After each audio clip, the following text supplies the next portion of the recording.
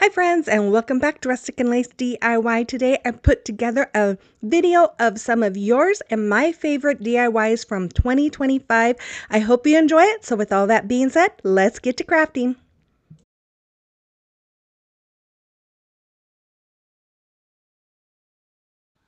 Okay, DIY number 2. So I'm going to take this wood house from Dollar Tree and one of their wood crates. I'm going to paint the front of that house with my plaster. And then I'm going to paint the sides and the back in that crate with those little dowel caps from, I think, Hobby Lobby with my sandstone. Then once it was all dry, I'm taking my Mod Podge. I'm brushing it all along the front of my house here. And once I have it all brushed on, making sure that I have plenty of Mod Podge along the edges as well as in the middle, I'm going to take this napkin. I let it dry, so it has dried. And I'm taking this napkin. I've had this in my stash for a couple of years, you guys. I got it from decoupagenapkin.com. Most of you who've been here for a while know I just love that place because they have beautiful napkins and you can buy them singly. You don't have to buy a whole package of them. And I just love them. So they do have 2 plies behind the napkin. So I pulled off those 2 plies here. I'm laying this down, making sure that the top part of that house is covered. And then I'm going to put some parchment paper over that napkin to protect the napkin. And then I'm going to use my heat press to reactivate that Mod Podge so that the napkin sticks to the house. Now, if you don't have a mini heat press like this, you can use an iron without steam. So once I was done with that, I just went over this napkin very gently with some more Mod Podge to make sure that it gives that protective coating over it. But you don't want to go over your same area too many times because you can cause that napkin to rip. It didn't rip on me, but I've had it happen before. So once that was all dry, I took my finger sander here and I'm just going to sand off all that excess paper or napkin, not paper towel. And I was like, how am I going to get in between here? And then I realized, wait, the chimney is not supposed to be covered. So I'll show you. I think I show you what I did here. So once I got that all done, I just took my little finger knife, my finger blade there, and just kind of cut away at it and pulled it off. Then I took 3 tumbling tower blocks. I'm going to glue them end to end just like you see. And then I'm going to paint them with that sandstone. I also took this little skewer and I'm going to paint that with sandstone as well. And then I set them aside to dry. I also took a little wood plaque that comes from Hobby Lobby and painted it with the sandstone. And then I created this saying with my Cricut on stencil vinyl. I added it to my little plaque, and then I'm taking a little stencil brush with my Waverly chalk paint in the color ink, which is black, and I'm just pouncing it all around my words here. And it says, "Welcome to the hen house." And I kept looking at this napkin. I've been wanting to use it, like I said, for a couple of years. And I kept thinking, what can I do to it? And then that saying just came to mind, "Welcome to the hen house." And I thought, oh, that would be perfect. Put it on a house. And anyways, so that was my thought here. And then I'm just going to pull off that stencil vinyl. I didn't want to pull off too much of it because I didn't want to get the wet paint all over my sign. So I dried it with my heat gun real quick. And then I removed all those little pieces with my little Cricut tool here. And yeah, that's how you do it. I just love this. And again, if you don't have a Cricut, you could do this with stickers. I was going to do it with stickers, but I didn't have enough. So I'm going to have to buy. Oh, no, I can't buy some. I'm going to have to figure it out. But you can buy stickers to use on this. So then I just took that finger dauber and I'm taking some of the black paint there and I'm just going to go around and distress the edge of it. And then I'm just lightly going to distress around the words, just like you see right there. And then I took this crate that was dry and I'm going to do some distressing on this as well because farmhouse means to me, it means rustic. I like rustic farmhouse and it means distressing. So I have to distress. If you don't like distressing, you can leave this part out and just make it your own if you want to recreate this. And again, if you wanted to recreate this, you could use any kind of napkin that you might have. You don't have to use exactly what I use. Just use what you have on hand. So my tumbling tower blocks was a little too long for this crate. So I'm just taking my cutter here, my miter shears, and I showed you how to unlock it. I had someone asking about it one day, and I thought maybe I should show that. And there's just that little thing there. You pull it down to unlock it and push it back up to lock it closed. Once I was done cutting that and everything, I'm going to use my Tight Bond Quick and Thick Multi-Surface Glue again, as well as some hot glue. Again, the Tight Bond glue is for a permanent hold, and the hot glue is for immediate hold. And I'm just going to glue this to the back, just making sure the edges are even of my crate. And then I'm going to take some more of my Tight Bond glue and hot glue, and I'm going to glue my house to the crate and the tumbling tower block. So it's just kind of acting like a little shelf for my little house. Then I took some floral foam. I'm going to put it inside my box here, and I'm going to add some of that Tight Bond glue to the back of my little plaque. I'm going to glue my little dowel, what is that, skewer? I don't know what it is. And then I just took my hot glue and ran along the sides of my dowel just to kind of give it some more strength. While that was drying, I took some of my favorite boxwood greenery from Walmart, and I'm just going to fill up my crate with some of this greenery just to fill it up. Again, this would be really fun with flowers or even little eggs. I didn't want to go digging for my little eggs, but I'm just going to, I cut off that dowel and just stuck my little sign in there, and then I added these little dowel caps for the feet on the bottom, and then I thought something needs to be on the front, and so I found these little, I think I got these from, I don't know if it's Amazon or Temu. I've had them for a while, these little handles. I'm using super glue here since that's metal. I'm going to put it on there, and since I was in a hurry and didn't have time to wait for it to dry, I'm using this accelerator. I do have that in my Amazon store. It's great. You just spray it on there in 7 seconds, it's done. And there it is. I just love this little planter. I just think it is so cute. You'll have to let me know what you think about it as well. DIY number 2. Okay, I'm going to take 5 of these small clay pots. I got these from Hobby Lobby last year. They were on clearance. And I'm going to use apple barrel paints in the color Petunia Purple, Pink Blush, lemon custard, I'm sorry, and blue cotton in Key West. And then I'm going to paint them white, and I'm going to use those colors for the trim. I had 2 of those chunky wood slats. I think one was 8-inch and one was 12-inch. I painted them white, and then I created these stencils with my Cricut.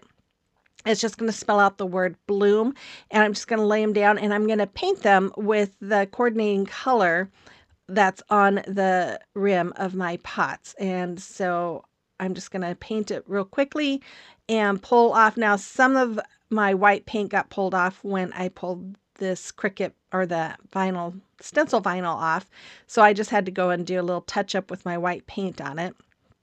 But then once I was done, I took some of these wood flowers. These came from Hobby Lobby last year, and I'm sure they have them. I see them every year. I'm going to paint them with the coordinating colors. All those colors that I listed, I'm going to paint them.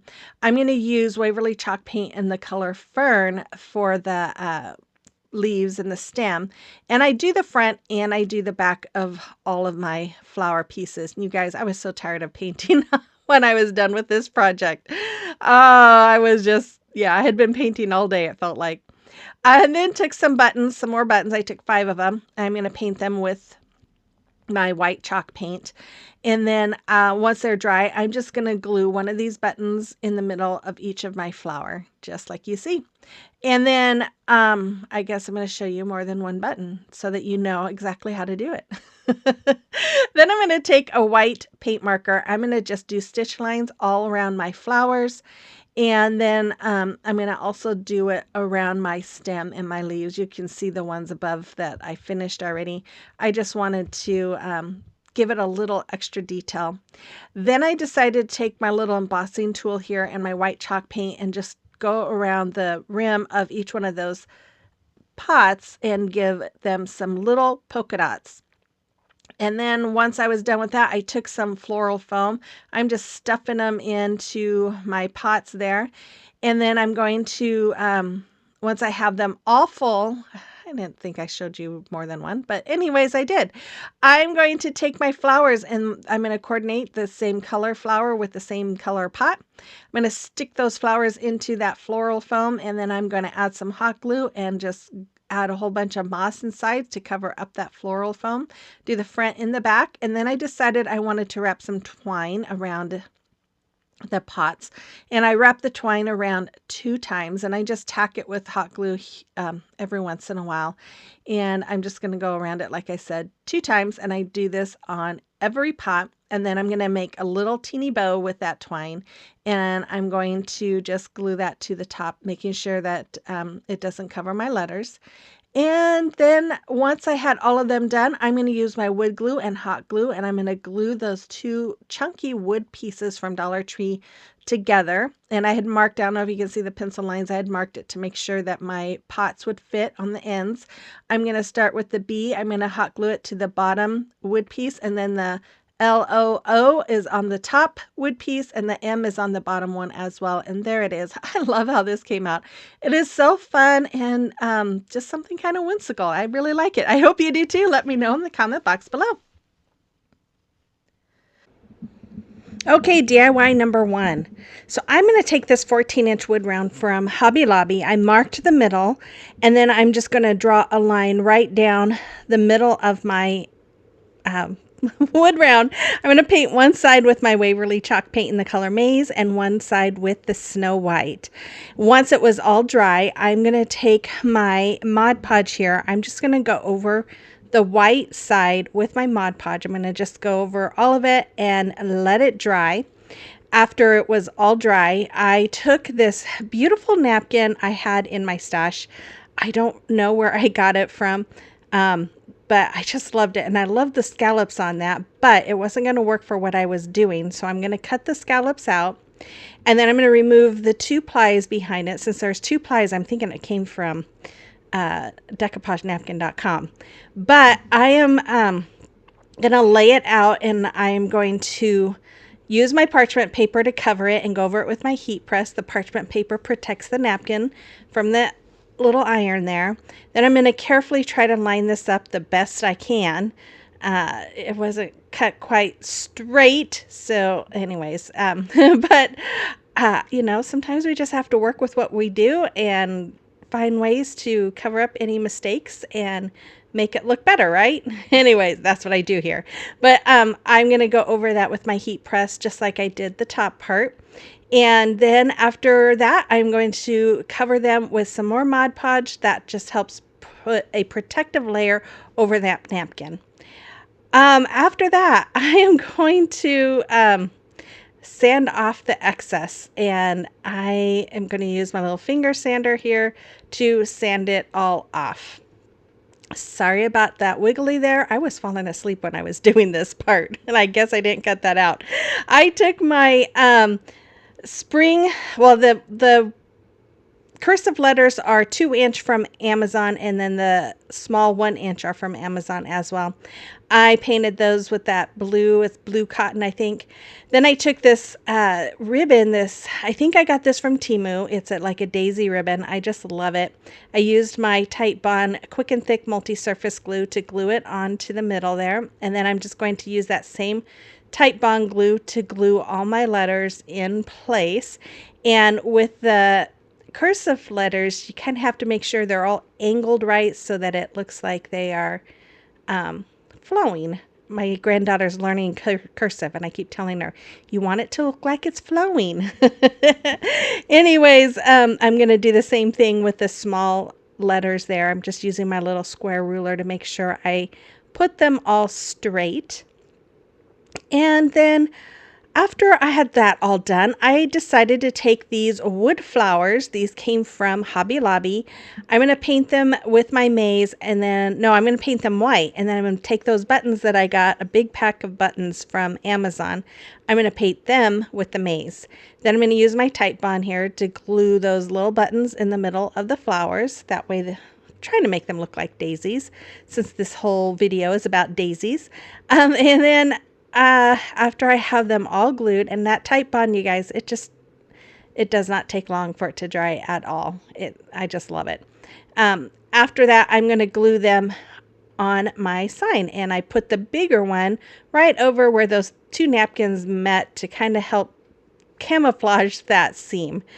And then I'm just using my Tite Bond glue there. And then after that, I decided, oh, I better make some hanger holes. So I used my big mouth crocodile.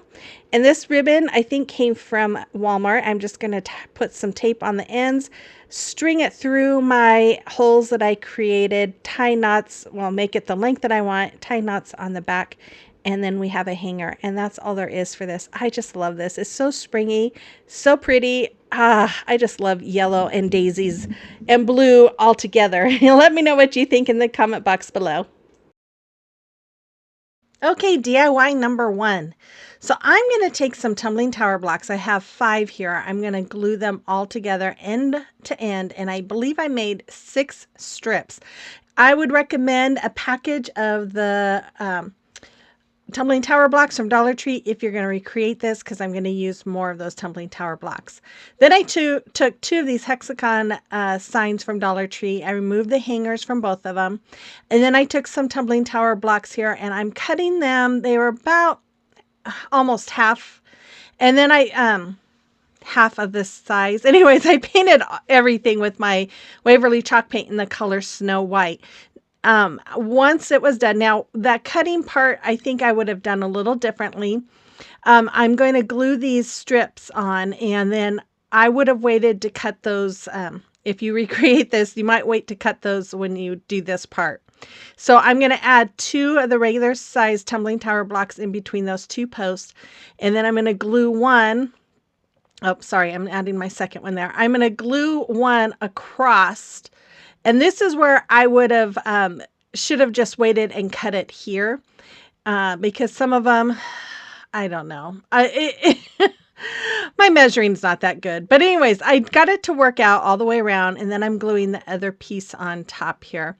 And I am going to make a gazebo. I saw something like this on Pinterest, and I'm like, I love gazebos, and it would be so much fun to make a lantern that looks like a gazebo.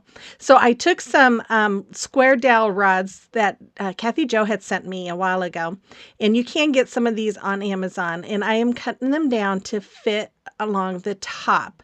And I did kind of an angle because the way the posts were angled, I had to angle the ends of some of those that I'm putting on the top, those square dowel rods.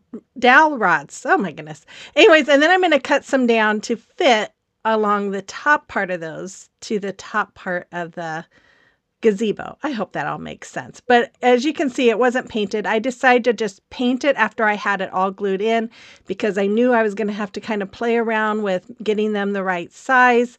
And even marking them, sometimes I'd mark them and it still wouldn't fit. I'm like, what is wrong? I don't understand. But anyways, I just kept working at it and cutting them until I had them all the right size and I could fit them in. There's a few that actually were so snug that, yeah, I didn't even need glue. But yeah, I still put glue on them. But anyways, I'm just going to get them. A couple of them I could not get all the way in, and they would kind of crooked a little bit, but you know what? This is for me. I love it anyways. So I took one of those hexagon coasters from Michael's. I actually took 2 of them. I painted all of those white, and then I'm going to take my Tite Bond glue once they were dry, and I'm going to glue 2 of those coasters together, just like you see right there. And then after that, I'm going to glue this finial cap, is that what they call it? Finial, just finial. This came from Hobby Lobby. I had to cut the little post off of it with my miter shears, and then I glued it on the top, and then I'm using my Tite Bond glue again to glue this on the very top of the gazebo. Then I took some of this ivy ribbon. I got this years ago from Amazon. I'm sure you can still find it there. I love this. It comes on a huge spool, and sorry about that. That was my desk. And I love it, and I don't use it very often. I think I had it for a couple of years before I actually even used it. And so now I have it out in the open where I can see it and not forget about it. But I'm just going to wrap this all the way around the top of my gazebo. I wrapped it around the post, the front post. I didn't wrap it around every post. And then I went around, well, once I get this done, I'm going to go around the square dowels that I use, the bottom posts there. I'm going to go around that area.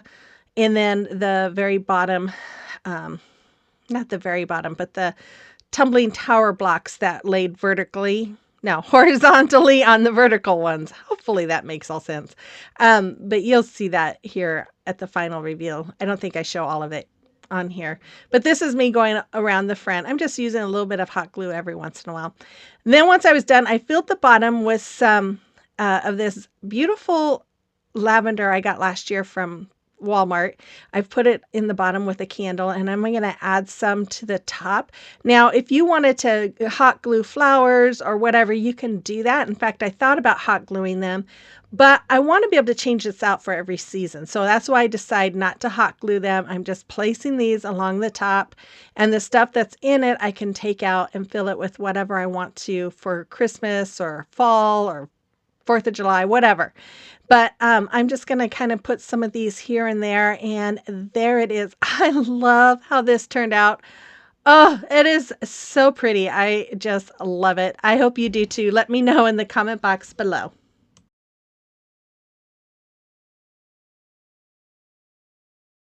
That you would like me to showcase, you can send pictures to my email address that's listed there, or you can send them to me through Instagram or Facebook Messenger. Okay, DIY number 3. So I took this wood bunny I got last year from Hobby Lobby. It was $4.49 and 40% off of that.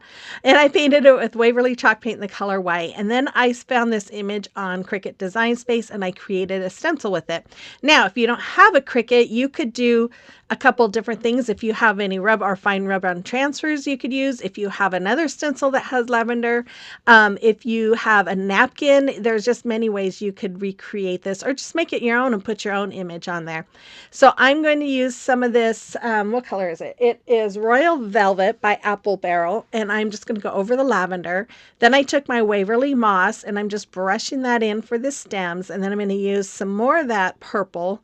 And I'm going to, I cleaned off my brush, and then I'm just going to paint, because it's so small, I'm just going to paint in the purple there for the bow. And then I'm going to remove it, and I let it dry, or I dried it, and then I removed all the little pieces there.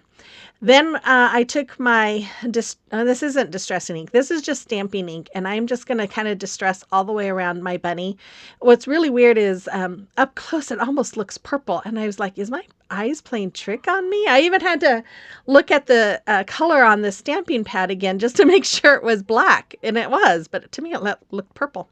Anyways, I took some of these spools. I got these last year from Hobby Lobby, and I'm just going to use my Type Bond Quick and Thick Multi-Surface Glue on the bottom of these and add these to the bottom of one of the wood plaques from Dollar Tree. And then I'm going to paint it Snow White. I painted the whole thing with my Waverly chalk paint in the color Snow White.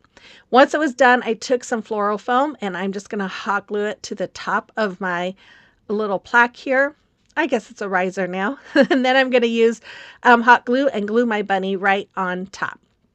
And then I took some of this beautiful lavender from Walmart, and I just started filling in all around that floral foam. And I'm just kind of cutting the pieces off, excuse me, and then just filling it all in so that it wasn't so full, long.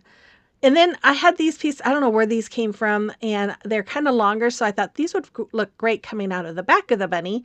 So I'm just going to stick them in behind the rabbit. There was only 3 pieces on this pick, so I just went ahead and cut all 3 of those off and then filled those in the back. And then I added some more of that Walmart lavender around the back, and then just continued filling it all in the front so you didn't see that floral foam.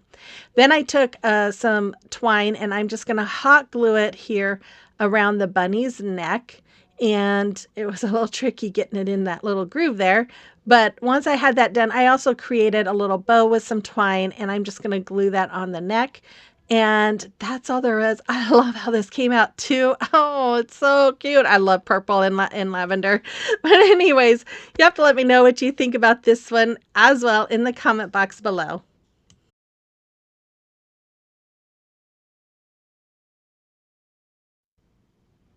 Okay, DIY number 4. So I'm going to take a 12-inch wood round from Dollar Tree, and then this little watering can came off of one of the Dollar Tree signs. I'm going to paint both of them with my Waverly chalk paint in the color Snow White. Then once they were dry, I took some Mod Podge and I'm going to cover the front part of this watering can. I did end up covering the handle and the spout as well, just to kind of help protect that paint that's on the metal, because, you know, it's easy to chip off metal. Once it was dry, I took this beautiful napkin I got a while ago from decoupagenapkin.com. Now I'm going to layer it, and I'm making sure that the fleur de lis is showing on my water can. Well, my grandson distracted me and it got moved up. I took a little piece of that flower from another part of the napkin there, and I added it to the top. And I'm going to use my parchment paper, cover it up to protect the napkin, and go over it with my heat press to reactivate that Mod Podge. And then that's when I realized, oh, the fleur de lis isn't on there all the way. But oh well. I then just took my little razor blade and trimmed off the excess on that side. I ended up using that to trim off the rest after I put more Mod Podge on it and let it dry. I was going to sand it, but it just wasn't wanting to sand right, so I ended up cutting it with my razor blade. Then I'm going to use this, what was that called? Velvet Crush, and I start painting the spout and the handle, and I'm like, oh no, that's too pink. That's not the color I was really looking for. So I end up taking the other one, which again is Royal Velvet, and I painted over that. And then I just took a little brush here, and I'm just going along the edge just to kind of connect all the colors. Okay, DIY number 1. So I'm going to take 2 more of these little plaques from Dollar Tree. I'm going to take my Waverly chalk paint in the color Snow White, and I am just going to do a heavy dry brushing on them. Now, I kind of went a little too heavy on the first one, but that's okay.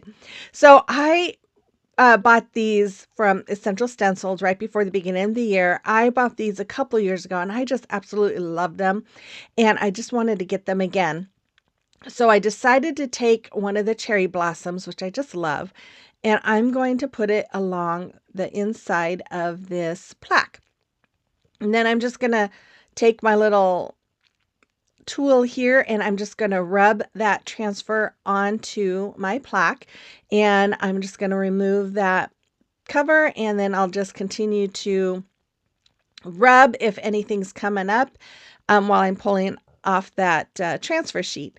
And then I took some of the butterflies that came on there, and I'm just going to add one here, this blue one, and then I'm going to add the yellow one. And again, like you see, I'm pulling up the transfer sheet, and then I'm just rubbing as I see some coming up. I lay it back down and rub some more until it comes up without any of the image on it. And so this is super simple and easy, you guys. This whole thing just took just minutes to do. So on the next one, I took another one of the branches that it didn't have very many of the cherry blossoms on it. I added a bird, and then I just cut out, there was some little cherry blossoms by themselves. So I cut them out, and I'm just adding them around the branch. And then I'm going to add another butterfly. And then all I did was I took some of these little hooks, and I'm just going to screw them onto each one. And that's all there was. We have these very simple and easy DIYs. I love how these came out. They are just so beautiful. I'm definitely keeping these. Okay, DIY number 1. So I took 3 of the wood hanging planks from Dollar Tree, and I'm going to connect them together using some giant craft sticks from Walmart. They're either the giant or the jumbo. I always forget which is which, but I'm just going to use some wood glue and hot glue to connect them all on the back side. And after I have them all connected, I am going to just wait a minute here. There we go. I'm going to fill all those holes with my spackling from Dollar Tree. Now this stuff is very dry, I know, but I like it that way because then it dries faster and sets up faster for me. But after that, I took some 5-gallon paint stir sticks. I get these from Amazon, and I measured the length that I wanted. I marked them. I'm going to put tape around them, and I'm going to use my miter saw to cut them down. Now, if you don't have a big miter saw, you can get for like 10, 15 bucks the little miter box with the miter saw and saw things that way.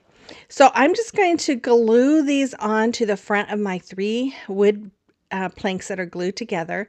I'm going to glue 4 on each side using the wood glue and the hot glue, just like you see. And then I'm leaving the middle part open.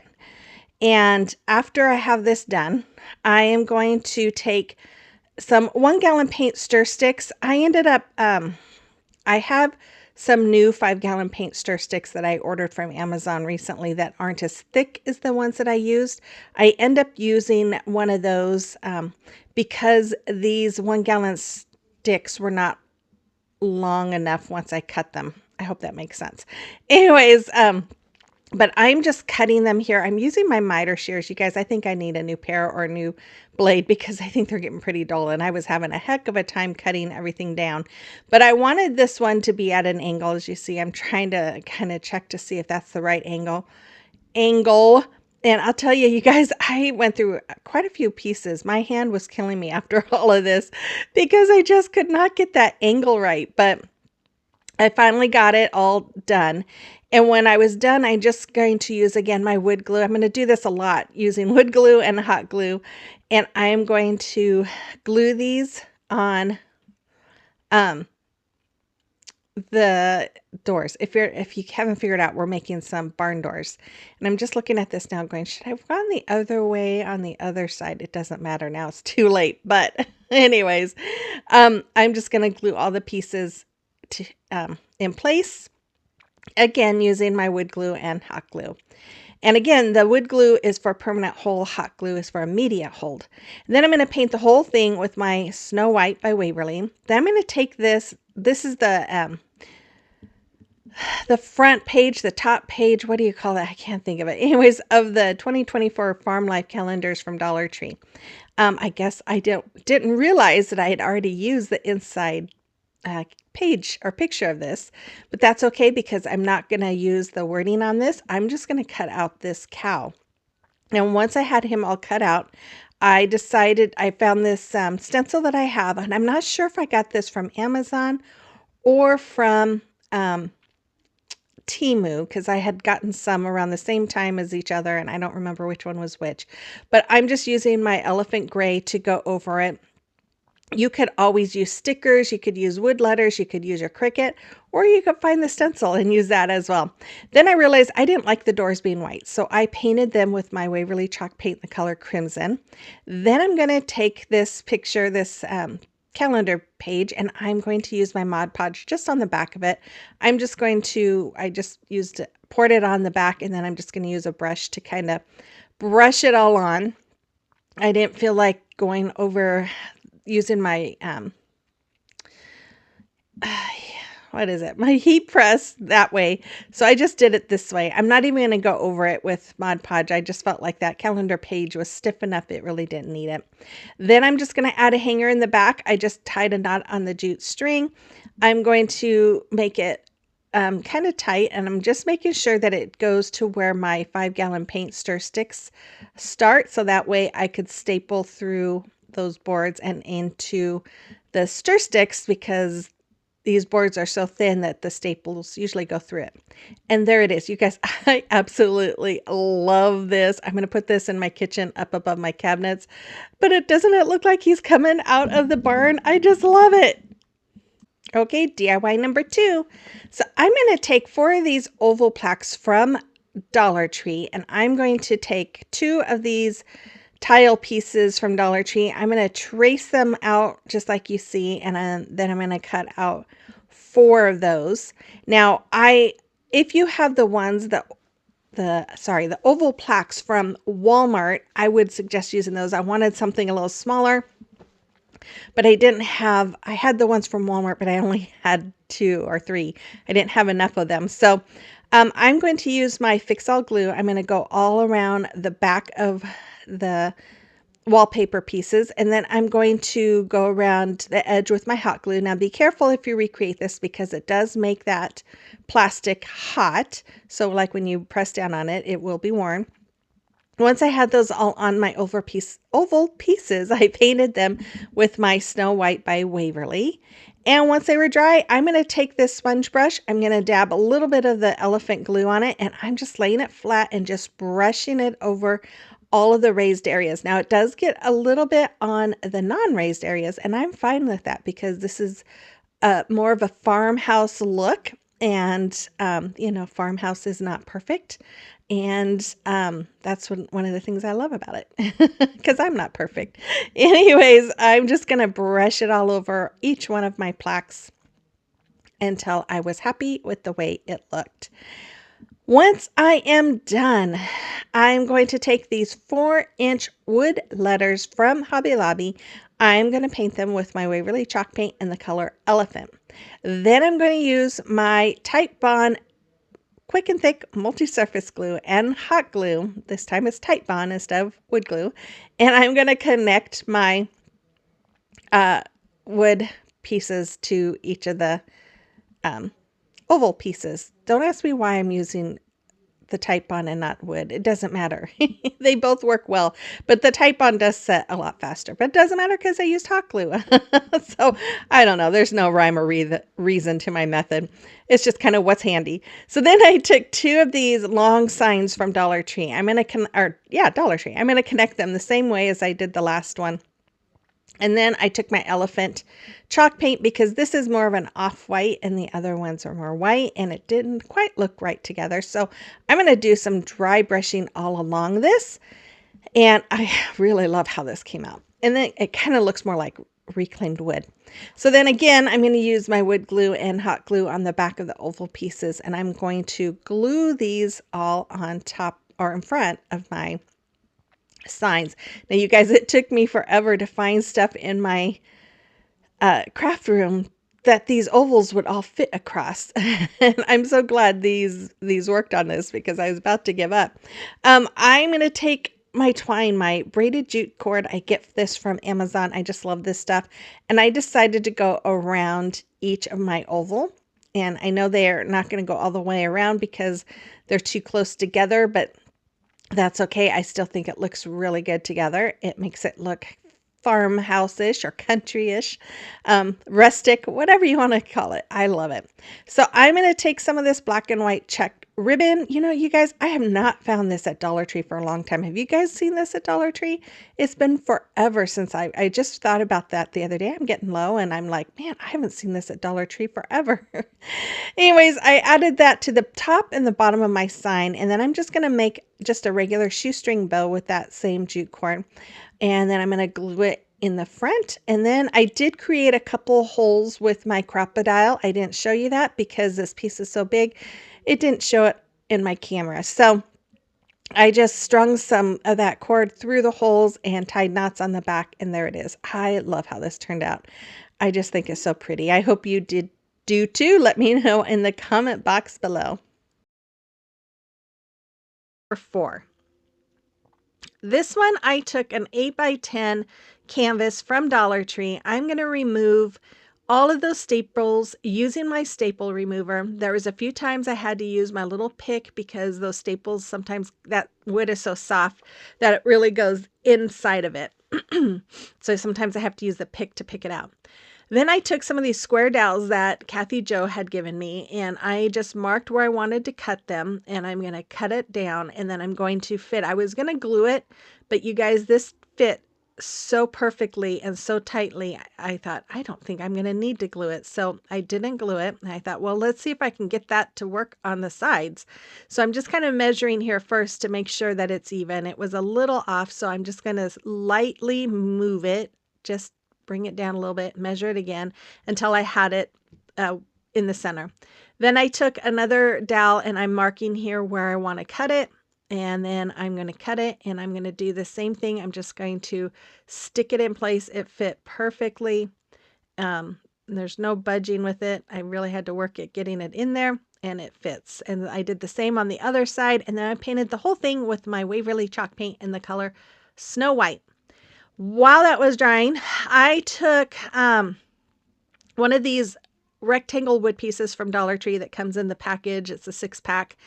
I'm measuring 2 inches across, and then I'm made a few dash lines, and then I'm going to draw a line down that so I know where to cut. Very slowly, I'm using my box cutter to create a groove over that line. And then this is sped up, so that's how slow I'm going. So once I was done with that, I just started going over it over and over and over. And then I did turn it around and I measured 2 inches at the same, um, on the same side. Make sure you do the same side.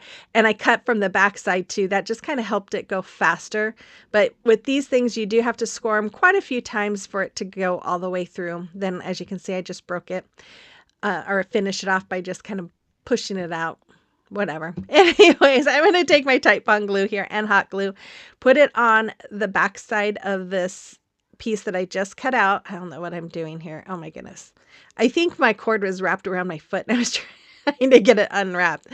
And I'm just going to glue my frame to that piece. And then I'm going to take some more of my Titebond glue and hot glue. And I'm going to glue, oh yeah, I had cut 2 of those pieces the way I showed you. And then I cut some for the ends. So I'm just going to use hot glue for this. I cut some smaller pieces for the ends, just like that. Now, if you have a miter saw, it would work better for sure with your miter saw. And then I am going to paint this with my white chalk paint as well.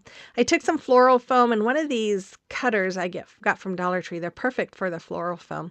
And I'm just going to, I cut it down and I just put some hot glue on the bottom and stuck it inside my little window. What do they call the flower box? Yeah, flower box. And I just took some different flowers that I had in my stash from, I think they are all from Dollar Tree. I'm going to cut them off. This is an old one from Dollar Tree that I just loved these, and I don't think they've changed them, so they're not as great as they used to be. But I just started filling it till it was full. Then I found this fabric. I bought this last spring and never used it. So I'm like, okay, I'm going to use it. So I'm going to cut a nice sized piece here. I'm just cutting it out with my fabric scissors. And then after that, I cut it in half. And then I'm just going to like kind of make a triangle out of it. And then I'm going to glue the longer part from the center. This is the back side of my window. And I'm going to glue it all the way around the top. And then I'm going to twist it and glue it to the bottom. And I did glue the 2 pieces together too. As you can see, I just folded it, but then I just added some hot glue and glued it in place so that it would stay. I promise you, I did do it. I don't think I'm going to show you I did it. Oh, I am going to show you. I didn't think I did. Anyways, I did that on both sides. And then I took some more of that fabric and I cut out a piece. It was a little too wide. I'm using my pinking shears, and I just thought it would make to have a nice, instead of trying to glue or hot glue a hem to make a nice edge, I decided to just use my pinking shears. And then I'm just going to glue this around the box. I just felt like that box needed something more. I felt like the whole thing kind of needed something more. So I added this, and I'm just going to hot glue it. And then after that was all done, oh my goodness, I guess I'm going to show you this too. I did take some ribbon. This ribbon is a sheer lavender color, and I just made a bow, just a regular shoestring bow, glued it to the front, dovetailed the ends. It's a little hard to dovetail because it's so slick, but there it is. There's my little flower windowsill. Yeah, I hope you like it. You have to let me know in the comment box below.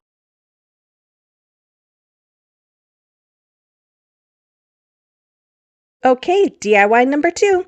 So I have this Halloween picture. Now, I don't do Halloween crafts, but I did buy these because I like the frame part of it. And I got this a couple of years ago. I did something with one before. And so I thought I'm going to grab a couple more of these to have. And I kind of forgot that I had them. But I'm taking my box knife and I'm just cutting the areas that's connected to the border. I'm just cutting that, and I kind of score it. After the first score, you can just follow that, but you have to be really careful the first time you score it that you're going along with that line frame or the border line. But I just keep scoring it until each one breaks. It's pretty easy. The hardest part was the top because that part was longer, but I got it all off. Then I'm going to go over it with my Waverly Antique Wax, and I took this 12 by 12 wood piece from Dollar Tree and I went over that with Waverly's plaster. Once they were all dry, I bought these rub-on transfers from Essential Stencils. I just thought they were gorgeous. They're so beautiful, and I just was so excited when I saw them, and I knew since I broke our pact, I could buy them. So I just love, and you know what? They can be for all year long. They don't have to be for Easter. But I cut out the He is Risen, and I really loved this cross, and I cut this cross out as well. And I'm just going to rub until that image, it goes onto the wood square there. And then I'm just going to start lifting the transfer tape, transfer sheet, whatever you want to call it. And as I'm lifting, if I see any that's pulling up with it, I'm just going to rub that a little bit more and just keep rubbing until the whole image is staying onto my wood sign here. And let's see, I didn't realize I shed so much of this. I'm almost done there. There we go. Then I just added the cross as well. Oh, so beautiful. I just love this. And then I'm going to take my Titebond Quick and Thick multi-surface glue, and I'm going to go all around the inside and outside part of that frame. And then I'm just going to turn it around and put it right over my image. And really, it only takes maybe 5 minutes for that glue to set up. So once it was dry, I took, I believe this is Vintage Photo, and I just did some distressing around that pictures. Then I took this ribbon that, I think I got this from Walmart a couple of years ago, and I glued two ends together, and I'm going to take this ribbon that came from Sam's Club last year. I'm going to make a bow doing the awareness ribbon, scrunching it up in the middle. I'm going to connect the two together, and then I'm just going to use some twine to hold them in place. I'm just going to tie a knot in the middle there. And after my knot is all tied, I trim off that extra twine, and then I'm going to fold the tails in half and cut at an angle to give it a nice dovetail, pretty finish. Then I'm just going to glue it to the bottom of my sign. I'm going to add some twine around tape around the end of the twine, and then thread it through the hanger holes and tie knots on the back, and then we have a hanger for it. And it's simple. It is so simple, but yet I just think it is so pretty. I hope you enjoyed this one too. Let me know what you think about this one as well in the comment box below. DIY number 3. So I'm going to take one of these egg wreath forms, and I'm going to take some rope from Dollar Tree. I'm going to wrap it around the two bottom rungs or rings or whatever you want to call them. And then I just glued the rope together. I didn't glue it on the metal, just glued it on the rope itself. Then I'm just going to wrap it, and I'm going to wrap all the way around. And I did end up using, I think, 2.5. Yeah, I think it was 2.5 of these things from these rope. What do you want to say? Rope pieces, rope bundles. There you go. Rope bundles from Dollar Tree. It's too early, you guys. My coffee hasn't kicked in yet. I am going to, you're saying, who are you kidding? You're always stumbling over your words. I just glued it to the rope, the ends to each other at the end too. And then I used my lighter here to just burn away all the fuzzies just to give it a nicer look. And then you all look at this. I love purple, and I saw this ribbon at Sam's and I couldn't pass it up. So I'm cutting, I think they were 6-inch strips. I think I cut around 20. You could make this fuller if you want. After I did mine, I'm like, oh, I should have made mine a little fuller, but it still looks good. I love it, actually. I'm going to dovetail the ends. So once I had all my pieces cut, I just took about 3 and put them together and dovetail the ends. Then I'm just going to take it and wrap it around the very first ring there and use my hot glue to glue the ribbon together.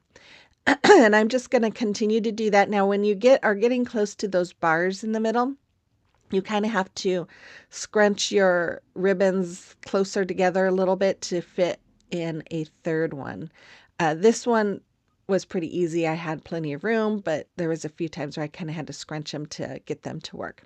Then I took some lavender ribbon. I got this, I think, last year from Sam's, either last year or the year before. And I'm going to alternate with the smaller ribbon that I got from Sam's this year that has purple in it as well. And I'm just going to alternate those two colors on that second ring, doing the same thing as I did on the first one. Once I was done with all that, I took another one of these eggs, removed the bunny, removed the paper, and painted it with, I think I used actually plaster on this. And then again, I'm going to cover the front with my Mod Podge and let it dry. While it was drying, I took this napkin that you guys have seen me use the last couple of videos because I love it so much. I got it from Dollar Tree this year. I cut the top part of it off, and then I'm cutting off all the butterflies because I want to use those butterflies, and I trimmed them down, and I removed the one layer behind it. And the reason why I did it that way is because I knew where I wanted to put that, and I laid it down and realized I hadn't removed the back layer. Anyways, I'm doing the same thing as I do all the time with adding my napkins. I'm going to add a little bit of Mod Podge where I want to put those butterflies and then just go over the butterflies. So you see me doing that right there. I had laid them out where I wanted them. Then I'm just going to cover them with some more Mod Podge. And once I have all four of them all covered, I am going to then just cover the whole thing with Mod Podge just to give that napkin that protective layer of Mod Podge so that it helps keep it from getting ripped. Then I took my Type Bond Quick and Thick multi-surface glue and hot glue. I went around the back side of my wreath form on that rope, and then I'm going to turn it around and connect it to my egg. And if you're wondering why I use two different glues, the Type Bond is permanent, the hot glue is for immediate hold. Then I took that bunny that came off the egg and I painted it with my Waverly chalk paint in the color white. I did paint it 2 times. I did 2 coverage. And then I did do some distressing around the edge just because I knew it was going to be on a white background and that would just help it stick out a little bit more. I gave it a little black eye, and then I'm using my Fix-All glue and hot glue to attach it to the front of my bunny. And my husband was pointing out how I should have painted the nose pink and I should have painted the inside of the ears pink. He's right, I should have. But anyways, I didn't. So I'm going to I got this at Hobby Lobby. I love this braided, I don't know what they call it, but it's in their ribbon by the wedding section is where I got it. And I just love it. And so I just wanted to cover that gap with it. So I used my hot glue to glue that in place. Then I took some more of the ribbon and I added that burlap and lace ribbon from Dollar Tree. I'm making another floppy bow. These were 4 inches or 6 inches. I don't remember. Maybe 5 inches. They were somewhere around that length. I'm going to tie a knot around them again to hold them in place, and then you just kind of fluff up your bow as best you can. And look at me tying really tight because I did not want that to move. This was the second time I made that. The first time it did not, I didn't tie it tight enough. But anyways, I'm going to use my hot glue to glue it in place, put a button in the front, and I didn't have to use a hanger because you can use one of the bars in the back. And I love how this came out. I think it is so beautiful. Oh my goodness. You have to let me know what you think about this in the comment box below as well.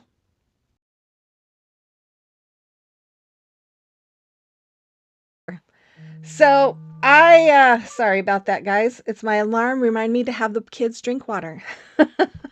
I took 6 of these wood craft pieces from Dollar Tree. I'm going to connect them together using, the long ones are, I think, 16 inches. These are like, I don't know, 8 or 10 inches. And I'm just going to connect them using my wood glue and hot glue. And after I'm done with that, I'm going to paint the front and the back with Waverly chalk paint in the color Plaster. Then I just took some Burnt Umber by Apple Barrel. It's just acrylic paint, and I am just going to do some distressing all around my sign, the edges, the middle, all of it. I just wanted this to look rustic.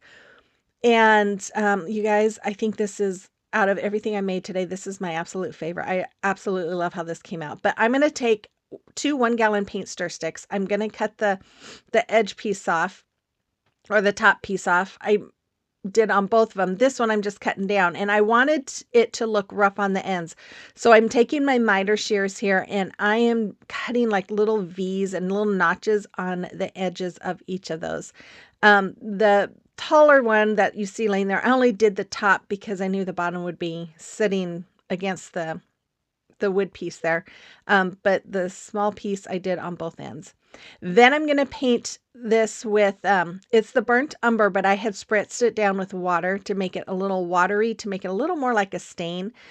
So I painted both of those pieces, let them dry, and then I'm going to use my Tite Bond glue here to glue them in place.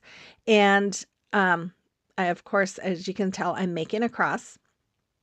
And I was going to have my cross be crooked like that, but then I changed my mind and straightened it out. Okay, so then I took the extension cord and I cut the pieces off the ends and used my wire cutters to clip the end, or in the middle of the 2 ridges there. And then I just pull it apart. It comes right apart really easily.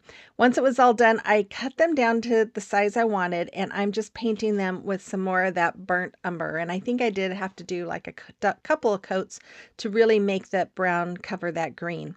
Then I'm going to glue this on the top and the bottom of each of those wood pieces like you see. I know this may not be very creative, but I could not think of anything. It was driving me nuts. And this is what I came up with. So I'm just using my hot glue to glue them in place. Then I took another small wood piece that I got. It was in my stash. I painted it with my plaster. I created these stencils using Cricut Design Space. And I'm just going to use that burnt umber to go over the image here. And it's a crown of thorns, and in the middle it says he lives. Now the crown of thorns I got from Cricut Design Space. The he lives, I just typed that out and put it in the middle, sized it all and all that stuff. And then I'm just going to remove this, and remove the vinyl, I should say, and then dry it really well. And I don't know why I'm showing you all that. But anyways, once it was dry, I did do a little distressing around this sign as well. Then after that, I had created these stencils, and I am just going to add one saying to the top and the rest of the saying on the bottom in between the extension cords. And I'm just going to go over them with the, what is that color? Burnt umber as well. I don't use that color very often. And so, yeah, I have to really stop and think about what the color is. Once they were all done and dried, I decided to glue my little plaque onto the cross. So I just used my Tite Bond glue to glue that right in the middle. I took 4 half beads. I don't know what size these are. I'm really sorry. I think they might be 20-inch. And I'm just going to paint them with the burnt umber as well. And then once they were dry, I just glued one to each side of my sayings. And then I took my hot glue, and I'm going to add some Spanish moss right there at the base of the cross, just like you see me doing. And then I'm just going to add some little flowers here and there growing out of the moss.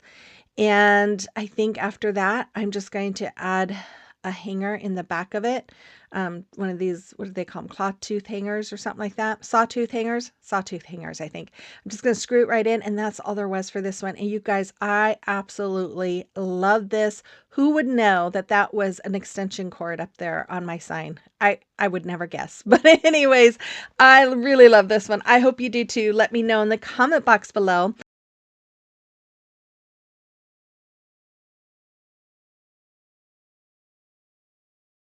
Okay, DIY number 1. So I'm going to take one of these eggs from Dollar Tree. I'm going to remove the paper from the front using my heat gun to release some of that glue.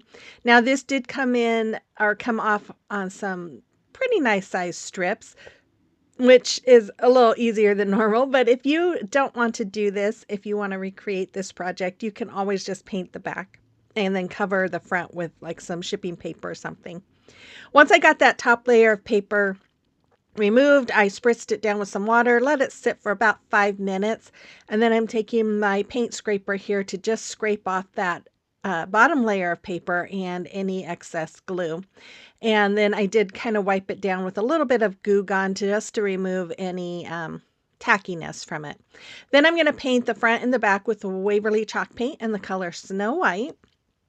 And then once it was dry, I took this little bunny rabbit from Dollar Tree, and I'm going to use my heat gun again to remove the top of the ear and then the little bunny tail here.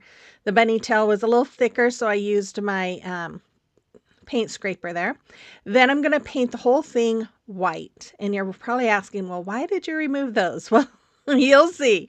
So after that, I took my egg here and I just covered it with Mod Podge, and I'm just going to brush it all in. And then I'm going to let it sit and dry, which doesn't take very long. I'm going to do the same thing with my bunny rabbit. While that was drying, I added some Mod Podge to the front of my rabbit, and I went over the whole front just because I wanted it to have the same look. Then once my egg was dry, I took this beautiful purple napkin that I just found at Dollar Tree. I loved it and had to get it. If it wasn't purple, I wouldn't have gotten it, but you know me, I love purple. It's my favorite color. So I laid it on top of the egg, and I'm going to cover it with my parchment paper to protect that napkin while I go over it with my heat press.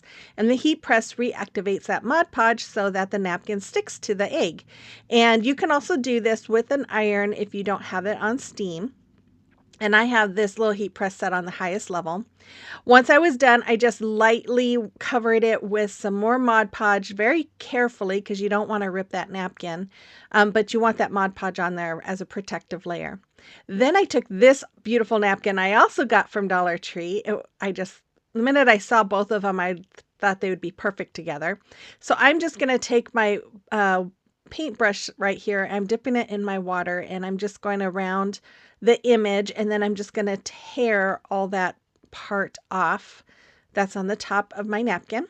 Then I'm going to lay it where I want it on my bunny rabbit, and I'm just going to do the same thing I did with the egg and the parchment paper with the heat press, just to have that napkin stick onto my bunny.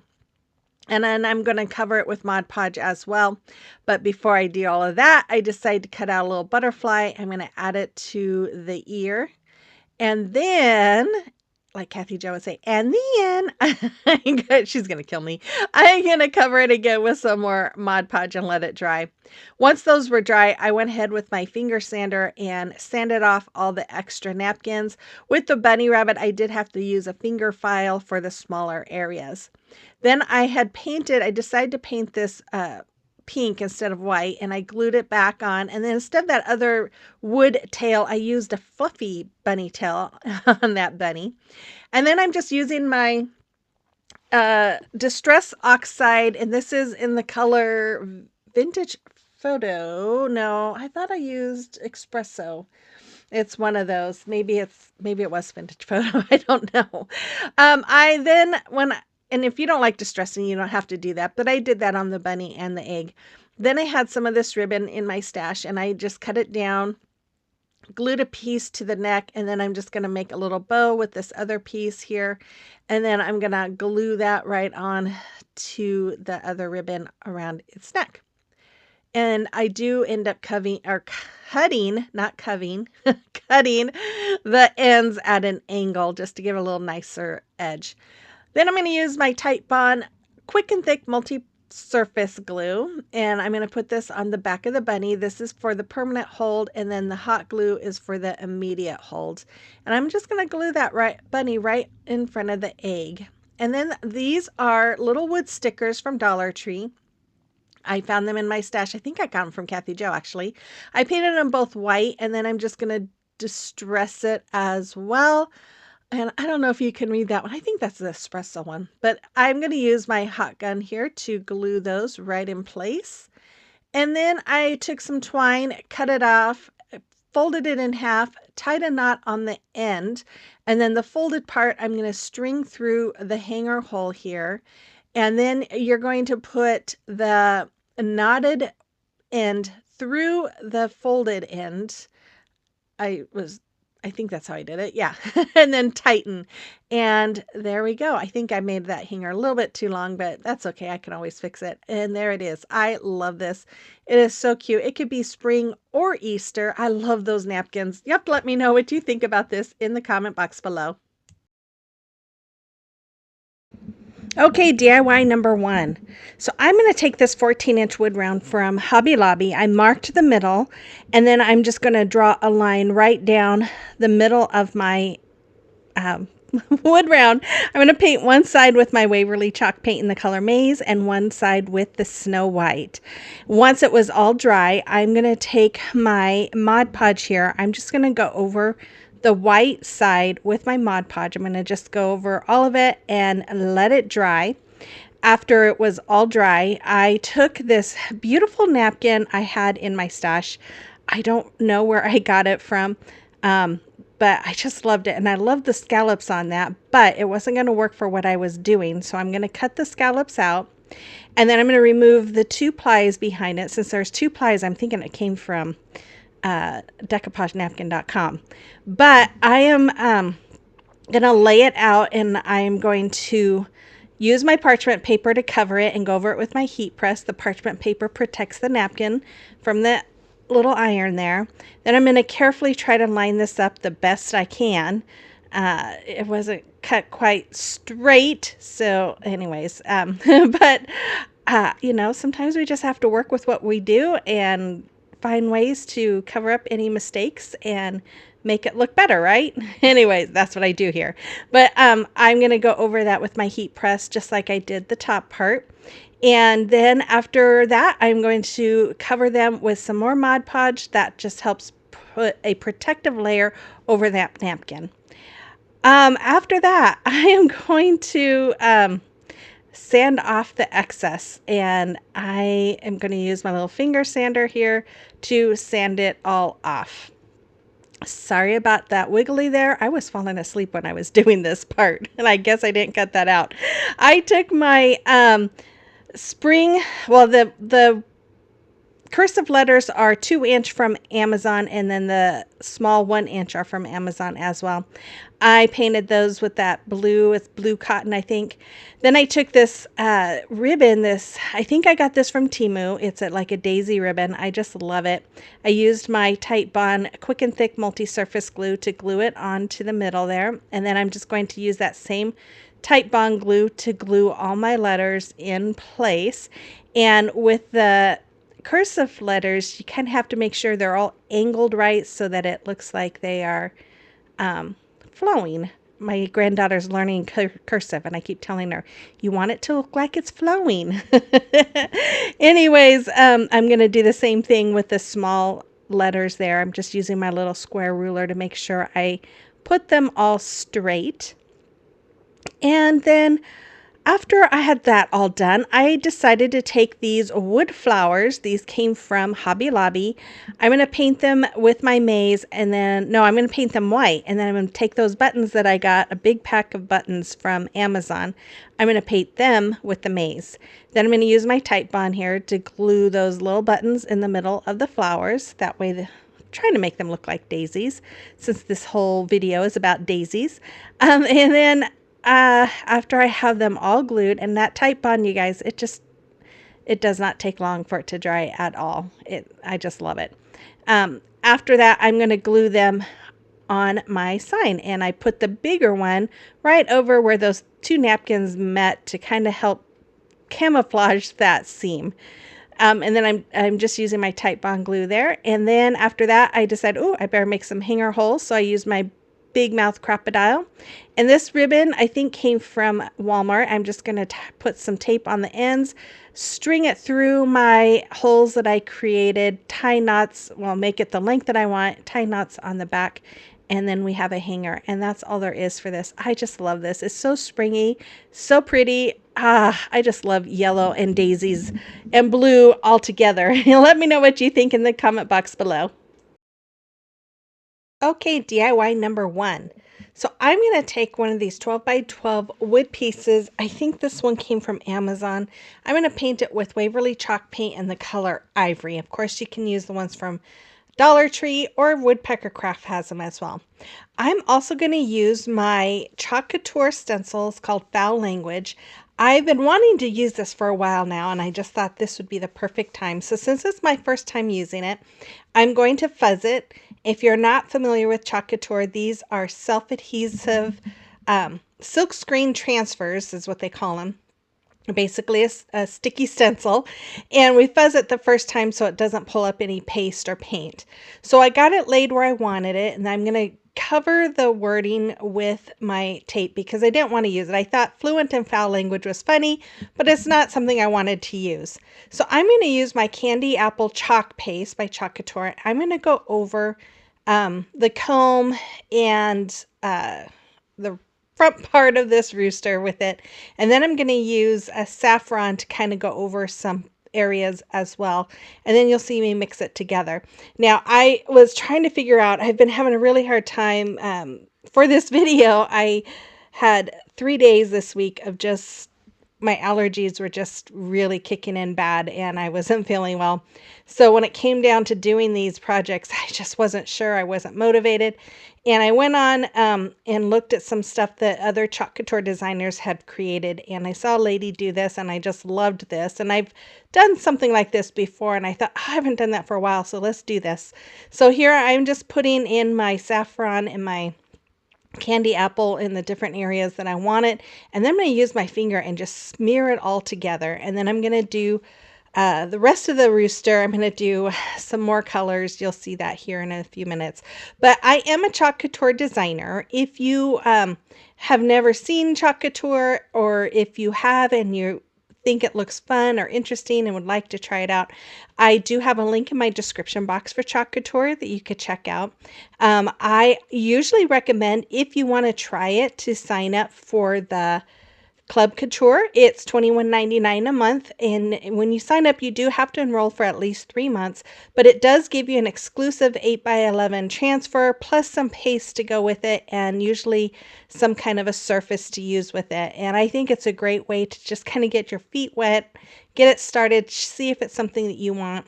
There's also our members perk, which is $20 a month. You get I think a $20 credit every month for that, but also you get 30% off of anything you order. So check those out. Those are in the link that I have in my description box if you're interested at all. So as you can see, I did all my smearing there. Here I'm just going to use my saffron and camel to do the bottom part of this. And as you saw, I lifted up in between because I didn't want the paste to dry on my silk screen because then it would pull it up when I pulled up the transfer. So after it was dry, I had created this with my Cricut, and normally I do this part before I add it to my sign, but I wasn't thinking. So I'm just going to remove all those letters, and then I'm going to go over it with my Waverly chalk paint in the color crimson. And you guys, when I was doing this, I'm like, have I done this before? This seems familiar. And I looked on my Cricut design space, and sure enough, I had done a rooster with Rise and Shine and Give God the Glory before.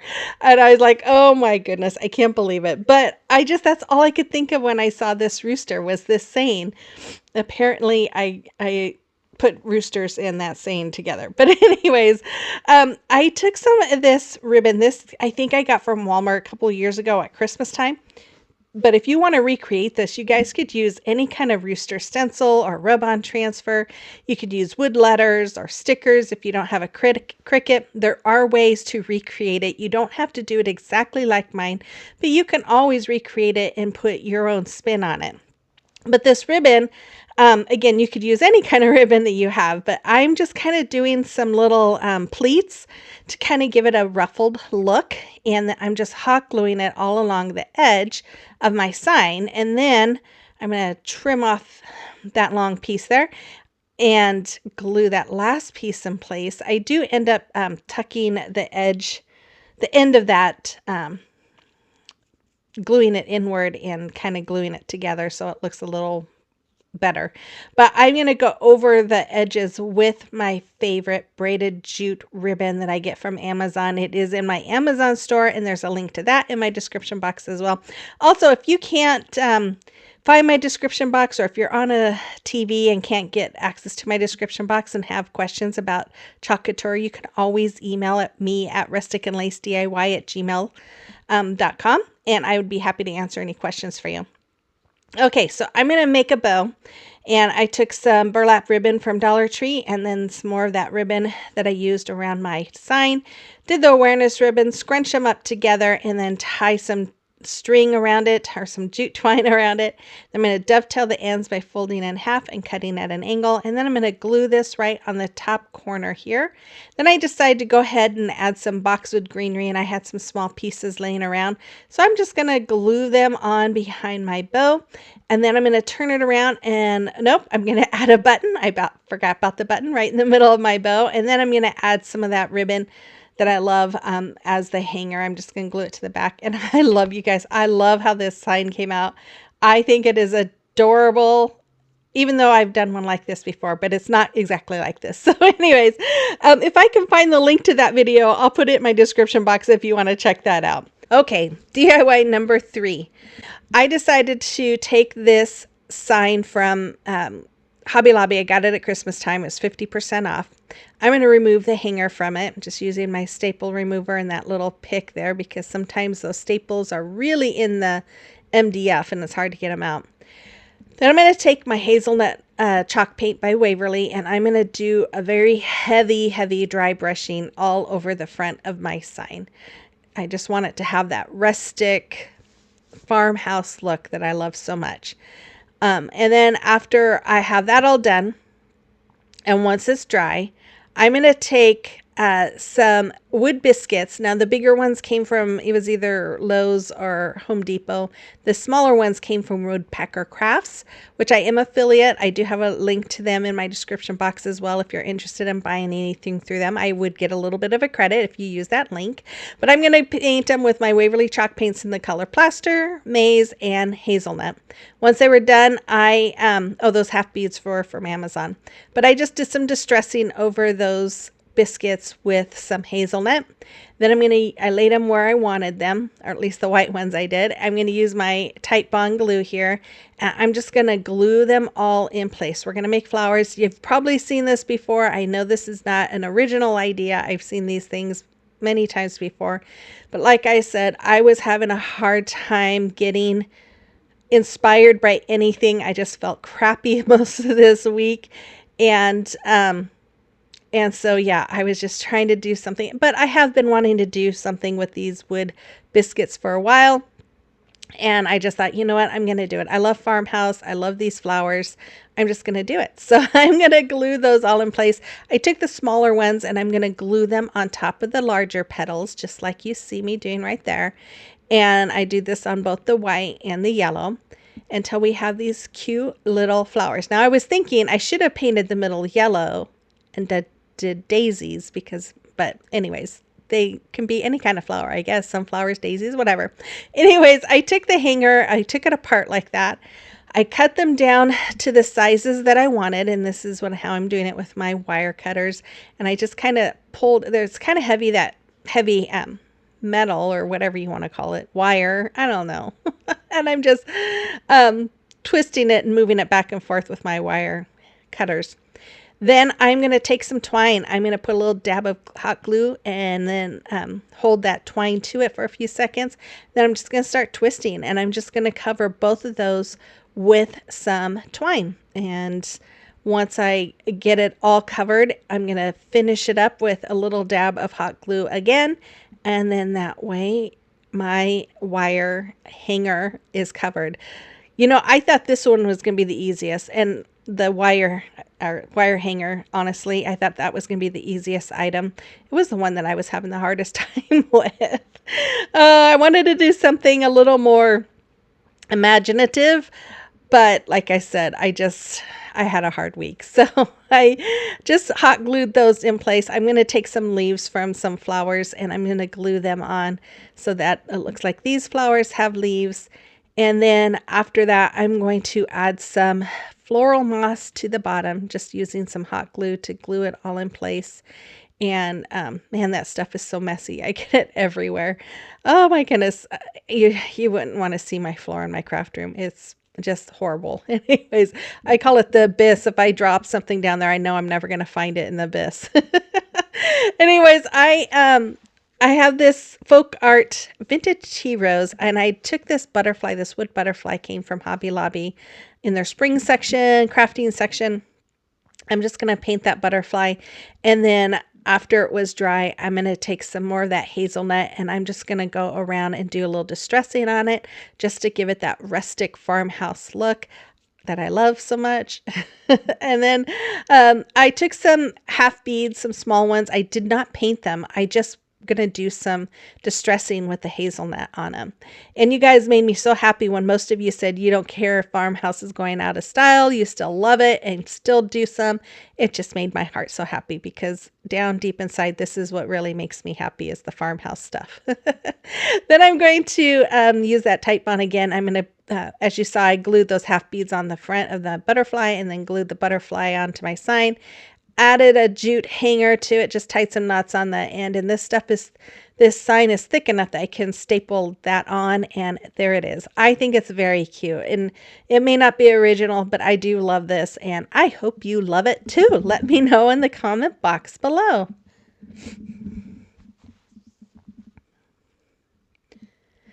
Okay, DIY number 1. So I'm going to take a 12 by 12 wood plank. I'm going to paint it with Waverly chalk paint in the color Snow White. Now this wood plank I believe I got from Amazon, but you can get them from Dollar Tree as well if you can find them. I'm going to, once it was dry, I went over it with Mod Podge. I'm just going to brush on all that Mod Podge, and then I'm going to let it dry. And after it was all dry, I took this beautiful napkin that I received a year or so ago from a subscriber named Danny. Thank you, Danny. I just think it's beautiful. And I'm going to remove the 2 plies that go behind it, and I'm going to lay it on my wood piece. I'm going to cover it with some parchment paper to protect that napkin, and then I'm going to go over it with my heat press to reactivate that Mod Podge so that the napkin will now stick to that 12 by 12 wood piece. So after I have it all done, I had to move my parchment paper because I don't know what I'm doing. Yeah, there we go. Because it didn't cover the whole thing. So I didn't realize I showed you all this. You guys, I don't know what it is about editing. I can even drink coffee while I'm editing or before I edit and still try not to fall asleep. It's horrible. I'm constantly trying to fall asleep while I'm editing. Anyways, so after that, I just went over it again with some more Mod Podge for that protective coat, let it dry, and then I am taking my finger sander here, and I'm going to sand off all that extra napkin there. Once I was done with that, I'm going to take this little home sign I got from Hobby Lobby. It was $1.99, and I'm going to paint it with Folk Arts Nautical paint. I love this color. It is such a pretty blue color, and I thought it went perfect with the blue that's in this napkin. So once it was dry, I'm going to use my Tite Bond Quick and Thick multi-surface glue, and I'm going to go all around the back of this word with it, and I'm just going to glue it in the middle of my sign. And you guys, this is such an easy project. I just love the way this came out though. I took some of my bamboo sticks that I get from Amazon. They are in my Amazon store if you're interested. There's a link in the description box that you can find that. I'm going to cut angles using my miter shears, which are also in my Amazon store. I'm going to cut the edges down. I'm going to do that for all the sides, making sure those edges connect. And then I'm going to take my Waverly Antique Wax. I'm going to brush it all on, and I'm going to use a paper towel to wipe off the excess. Now, do you see how I have all those sticks laying? I lay them down exactly where I'm going to place them, because you just never know sometimes, especially with the Dollar Tree items, they're not always cut the most even. So when I cut them, I want to make sure I'm putting them in the same place that I was laying them as I was going. So once I was done with that, I went ahead with my Tite Bond glue here, and I'm just going to start gluing this, putting glue on the back of each one. I'm gluing them down in place, and then I did use some little clamps from Dollar Tree to clamp them in place for about, I don't know, 10 minutes or so, just to make sure it was nice and set. And then I think I was supposed to cut this out. Oh my goodness. And then I just turned it around and I'm just going to take some twine and use it for a hanger. I'm going to tie knots on the end and then I'm just going to use my stapler to staple into that. Now I'm making sure that that staple is right on the edge so that it goes through both the little frame part and the wood part. But I just love how this came out. I think it's so beautiful. You just have to let me know what you think about this in the comment box below. Okay, DIY number 2. So I'm going to take these 3 wood plaques from Dollar Tree. They actually say books on them, wood books. They're from Dollar Tree. Um, I am going to put some wood glue and hot glue on them, and I'm going to start stacking them. Now, if you can't find these from Dollar Tree, you could definitely go to Lowe's or Home Depot and get some boards. I don't know what these are, but um, you could get, they can even cut them down for you. So, and it's probably really cheaper than getting them at Dollar Tree. But anyways, I'm going to connect all of these here, just like you see me using the wood glue and the hot glue. Then I'm going to paint the whole thing with my Waverly chalk paint in the color Snow White. After it was all dried, you see my paint bottle moving there. Oh my goodness. I created a saying with my Cricut, and I am just going to, and I used stencil vinyl for those of you who have a Cricut. I like the Frisco brand. I'm just going to add the saying, well, the first word to the first part of my book stack here. And then I'm going to use this Delta brand Crema Coat salmon color. And I'm going to go over the words with this. And it says, bloom where you are planted. But once I have this all on, I am going to actually use my heat gun to dry it and then remove that vinyl off. It appears to me when you dry it first and you pull it off, it doesn't pull off as much paint, which makes sense because the heat deactivates some of the stickiness. So after I have this whole thing on here, I am going to take my drill. I wasn't holding it down tight enough there. It started to slip. I'm going to drill the hole. Now, if you don't have a drill, you could definitely just do, put like some floral, I would say styrofoam down. Instead, glue some styrofoam down and use that as the base. So what I'm doing here is I've got this dowel and I added some glue and put the dowel in it into my hole. And then this is a part of a tumbling tower block that was cut in half lengthwise and then cut in half depthwise. Anyways, it's very small. So I'm going to glue that on. And then this terracotta pot, I have 3 here. I did this either last year or the year before for a decoupage challenge that I was on. If I can find the video, I'll post it, a link to it in my description box. But this item that I made, I wasn't happy with the way it came out. The flowers were too big. It hid my pots, and the stick that I used wasn't really a stick. It was something plastic, and it didn't last. So I decided I'm going to take this apart. And I'm going to use these pots because I love the way the pots came out. I just decoupaged napkins on them and then painted the rims and used Mod Podge, of course. So as you saw, I just layered them all in through, I put the skewer through, or the dowel through each one of those pots. And then I just kind of add a little dab of hot glue to keep them at the angles that I wanted. And then I'm just taking the flowers that actually came out of these pots and out of the whole thing. And I'm just going to add some of the flowers into my pots. And I love the way this came out, much better because you can see the pretty paper napkins that I used on these pots. Whereas the one I did before, it really hit it. You couldn't see it because it was too short. So I'm just going to continue to fill up my pots here, and then I am going to I decided to go ahead and take some of those flowers and go around the base because I just felt like the book stand, or the books, stacked books, looked a little bare. So I just went around and added some lower flowers, and then I took some ranunculus that I had to kind of add a little bit of pink in there, and then I decided to take my distressing ink and do a little distressing. I kind of wish I wouldn't have, but I did. I wasn't real thrilled with it, but I kind of wanted, I just didn't like how white it was. And I wanted to try to make the, what's the words? Um, um, divide it, make the books look divided like they are books, kind of, because it looked, with all that white paint, it just looked like it was one big block. So I was trying to make it look a little more pronounced there. Oh my goodness, I got my, anyways, okay. I need coffee, I think. There it is. You have to let me know what you think about that. I think it's really fun. The countdown is on. And we're going to take 4 of these blocks, these wood dice from Dollar Tree, and I'm going to glue them on top of each other. So that you have two strips of 2. I don't know. Anyways, I am going to paint those with Waverly chalk paint in the color Maize, and then I took some small wood hearts that I got from Hobby Lobby in the wedding section. It's a big bag of hearts. I'm going to paint them black.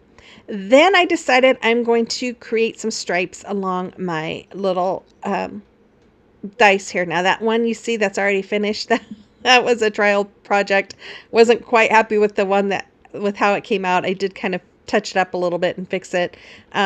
But I am trying to do better on this one. So I'm just going to make some stripes all across the body part here. And then I'm going to paint the top part of the head with black. I was trying to make it, I don't know what I was trying to do. I had a picture I was looking at that I was trying to kind of make it look like, and it just wasn't looking right. But yeah, so I ended up just doing like a widow's peak in the front. And then I'm going to make some faces, and the first one is kind of funny, kind of looks mad. But it's fun, you know? It's fun making these things. So I'm just going to use my markers, using a Sharpie and a paint marker to draw on their little faces. And then after that, I'm going to take some wire. Now, I just ordered some black floral wire because I had green, and then I found this silver in my drawer. And so I'm just going to make some little antennas with the silver wire. And I'm just wrapping it around a pencil using my little needle nose pliers to start the ends, and then just kind of curling them on each side with my pencil here, just wrapping them around.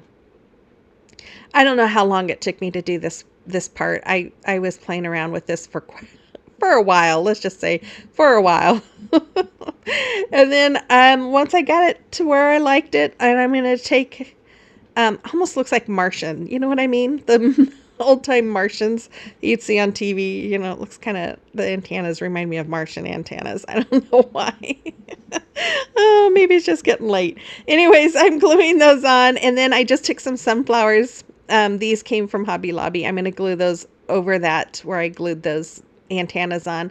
And then I'm going to glue those hearts to the back to be wings. And yeah, I'm done with that part. Now the second part of this, I took some of these wood rings. I got these from Amazon, and there's, I think, 5 different sizes. Now these 2 are the same size. I glue those together. I'm going to add another smaller size to it, and then I'm going to add 3 more smaller sizes. You'll see this. Just constantly going up on top of each other. And then once I had these all connected, I had 4 more that I put on the opposite side of it, so on the bottom side of it. So if you can't tell, we're making a little honeycomb. So then I took this is a pretty thick piece of dowel. I think it came from Dollar Tree. They have a set of 2, and I think this was from that. I painted that with one of those little plaques from Hobby Lobby with that yellow ochre. And then I'm going to just use my Sharpie to make honey for sale, and made some happy dots, and then did some little stitch lines around it. And then I'm using my oh my goodness, I can't think tonight, Titebond glue and hot glue to glue that dowel onto the back of my sign. And then I'm going to take this plaque and paint it with my Waverly chalk paint in the color ink. You guys, I'm sitting here constantly wiping my eyes. I just took Oliver outside, and now something has started up my allergies because my eye is just watering like crazy. Anyways, maybe that's what's going on. I'm just distracted because of my eye. I'm going to, who am I kidding? I just do this all the time. I'm going to make a black, like, You know, the beehives have the little door, the little hole or window, whatever you want to call it. But I started out with my Sharpie, and then I just used my black paint marker, just colored in more, painted in more. That found it a lot easier to do it with that. And yeah, there we go. Okay, and then I'm going to just glue them onto the base here with my Titebond Quick and Thick multi-surface glue. I'm going to put a little dab of that glue onto the bottom of my dowel and stick it right inside my honeycomb.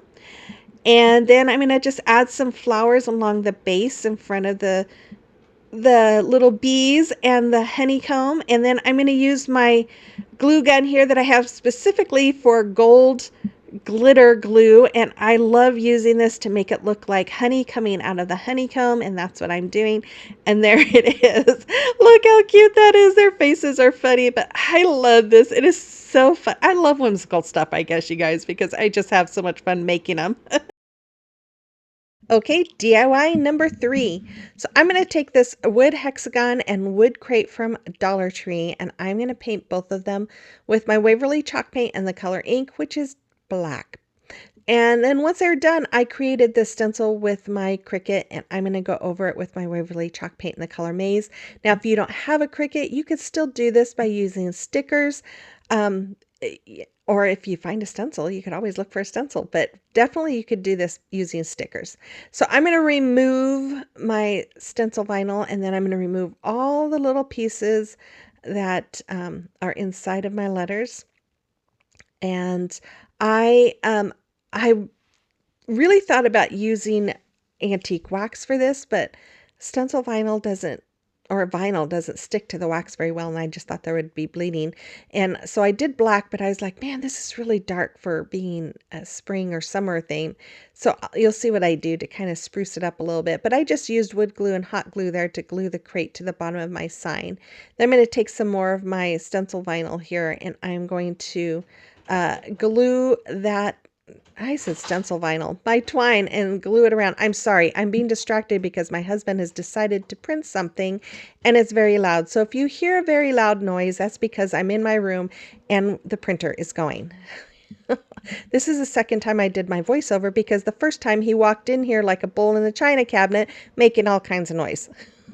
Sometimes husbands, oh my goodness. Anyways, so as you saw, I made an extra hole on the other side of that hexagon for a hanger hole. And then these roses I got for like 99 cents at Michael's, and they're just so beautiful. This was the only pick I got in yellow, and I wish I would have got more. I'm gonna have to go see if there's any more, but they're just so pretty. So I filled up the crate with that, and then added some pieces of boxwood greenery that I have laying around. I love this boxwood greenery from Walmart. I get it all the time. It's just one of my favorites. And I'm just going to fill in the box with that. And then I'm going to take some of my bees that I get from Amazon. I'm going to glue them on. Just wanted to add some more yellow, some more color to brighten the sign up a little bit. And so I'm going to then take some yellow ribbon. I'm pretty sure this came from Dollar Tree. And I'm just going to glue that around the crate just to kind of lighten it up again with some more yellow. And make it look a little more spring. You could use white, of course, if you want to recreate this and paint it with white or a different color. I just wanted that yellow to pop. Anyways, I'm going to take some more of my twine, and I'm going to use it for a hanger, and that's all there is for this.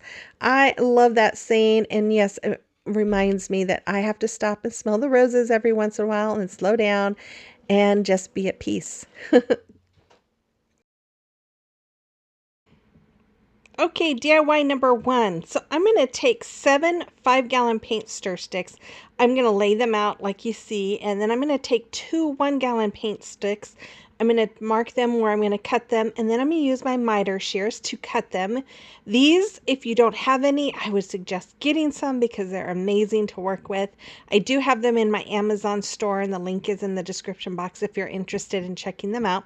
But once I had them both cut down, I'm going to glue them on top of my wood paint sticks with wood glue and hot glue, just like you see right there. And then I'm gonna do the bottom one. And after I got that all done, I painted the whole thing with my Waverly chalk paint in the color Snow White. Once it's all done, yeah, I guess there we go. I created this stencil with my Cricut. It's just a saying, and then I'm going over it with my Waverly chalk paint in the color ink, which is black. And I'm just pouncing it up and down with my brush. And then once it was all dry, I'm going to remove that vinyl. And once I got the big pieces of vinyl, I use my little Cricut tool here to remove all the little pieces. Now, if you don't have a Cricut, you could definitely use stickers for this, or wood letters or Scrabble tiles if you want to recreate it.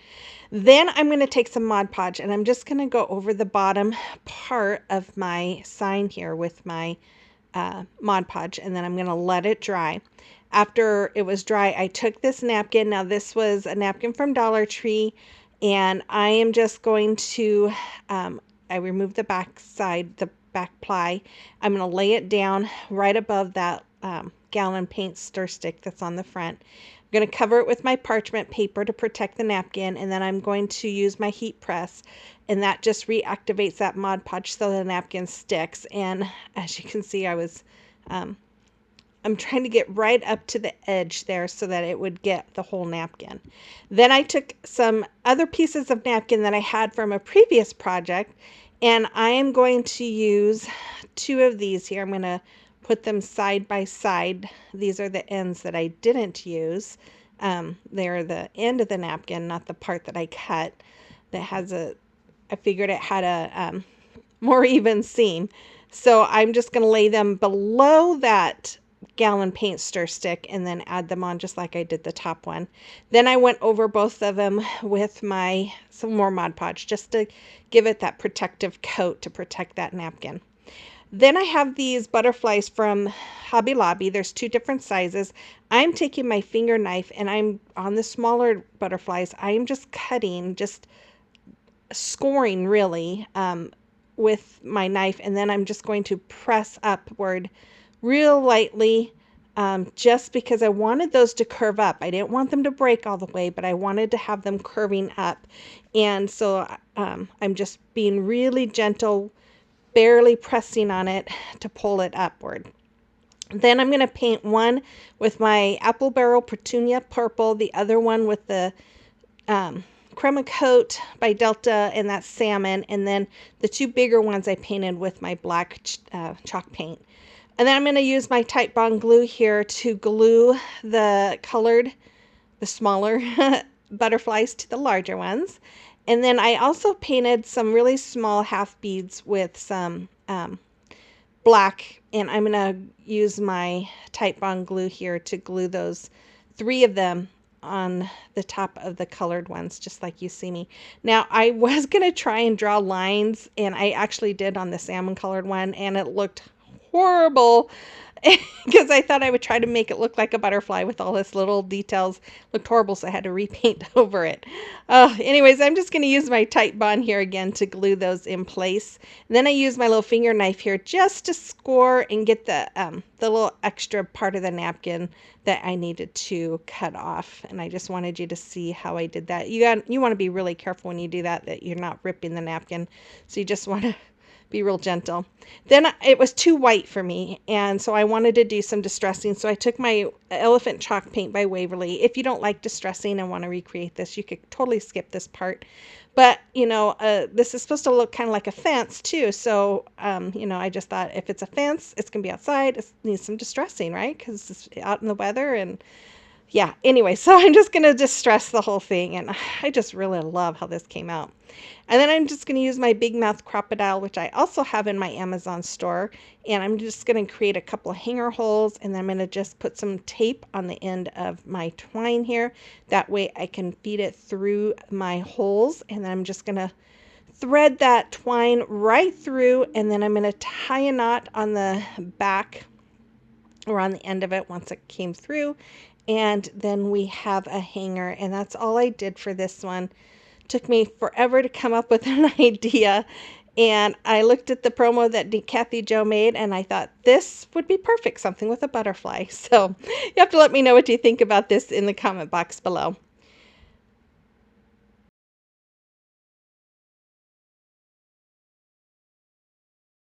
Okay, so for the must-use items this month, we have clay, which Adia picked, Kathy Jo picked beads, and I picked a zipper. And I'm going to take 2 canvases. I'm going to remove the canvas from both of those, and I'm just using my staple remover. And then that pick, sometimes those staples are in there so tight I can't get it with my staple remover, so then I use the pick for that. Then I'm just going to remove the canvas from both of them, just unfold it and remove it. And then I'm going to take this napkin again. I tell you guys, I love this napkin. And I think this is the best napkin Dollar Tree has ever made. Anyways, I'm going to add some Mod Podge to the front half of one of my canvases here. And then after I have it on there, I'm going to use this napkin here. I'm going to lay it down gently and then rub it gently. And I'm going to use my brush to kind of rub through some of the wrinkles to get it out. And then I'll use, then I will add some more Mod Podge to my brush and go over it, sorry, gently to protect that napkin. And once I have that all covered, then I'm going to, what am I going to do? I didn't realize I showed you guys all this. I'm going to go to the back side of this canvas. I'm going to put Mod Podge as well. And then I'm going to put this napkin down, and I'm going to do the exact same thing like it did on the front. Smooth it all out and add more Mod Podge. Now this one wrinkled a little bit more, but it's okay. You'll see what I'm going to do. Now, I got this idea. This is not my original idea. I got this from Melissa with Craft Crumbs. I'll have a link to her video. She used a zipper, which made me think, oh, a zipper would be a fun item to pick for just our imagination. But she made an adorable sign with some paper in the zipper and a bunny, and it's really cute. And I'll link her video so you can check it out. And then I thought maybe I could kind of make a busted canvas, but with a zipper. So as you can see, I painted the inside of the second canvas with that purple, and then I painted those frames white. I'm going to trim off some of the excess of that canvas, and then I'm going to glue the frame to the top of my canvas. This was basically what you would call a reverse canvas, I think. Yeah. But as you can see, I used my Titebond glue and hot glue, and I'm just going to glue this right onto the front of my canvas just after I burnt my finger there. And then I'm going to take this canvas, I'm going to fold it in half. I'm going to cut it with my scissors. And you guys, I have some electric scissors that I got at Christmas time. I was going to use those, and I should have, because I'm sure I would have went straighter, but oh my gosh, this was so crooked. I should have done it a different way, but I had to really fix it. But after that, I'm going to take my Titebond glue and a little bit of hot glue, and I'm going to glue each piece to my zipper, just like you see right there. And I'm making sure that the bottom of the napkin is matching up with the little knob at the end of the zipper there. I wanted it to be right next to it, right flush to it. And then I realized, wait, I don't want all of this top part of the zipper. So I'm going to wipe off the glue, and then I'm going to cut it down to right where the zipper ends, and then just finish gluing that together. And then I'm going to cut the zipper off first, or that part of the zipper first, and then go ahead and I'm going to glue the other side to the other side of the zipper, doing the same thing with my Titebond glue and my hot glue. And then after I have this all on there, can you see how crooked it is? It's not as bad as it was, let me tell you. Anyways, I didn't like you could see the back of the zipper, so I'm going to cover it with some of this ribbon that I had. Don't ask me where I got it. It's been too long. I have no idea. It's been in my stash for a while, so I'm just going to glue it just like you see. I didn't go all the way down, just about halfway down. And then I am going to do the other side. So I'm going to do both sides because we're going to kind of open the zipper, have it opened up, and I wanted you to have a pretty picture. So then I'm just going to go ahead and trim off. I think I'm just trimming off the top part right now. I will eventually trim off all of it, but I wasn't quite sure. I wanted to wait till I had it on here to trim it, because just if you cut it too short, you can't fix it, right? So I wanted to make sure that I could cut it the right amount. So again, I'm using my Titebond glue and hot glue to glue the two frames together, and then I'm going to glue some floral foam inside of it. Once I was done with that, I went ahead and laid my canvas on top of my frame, and I'm using hot glue. I think I just used hot glue, and I'm going to glue the bottom and the sides together or to the frame. And then after I had that on, I'm going to glue, as you can see, I've kind of bent in. I undid the zipper a little bit and bent it in, and then I'm going to glue that to the edge, just like you see me doing right there. After that, I'm going to trim off the rest of it. I just went and cut everything off.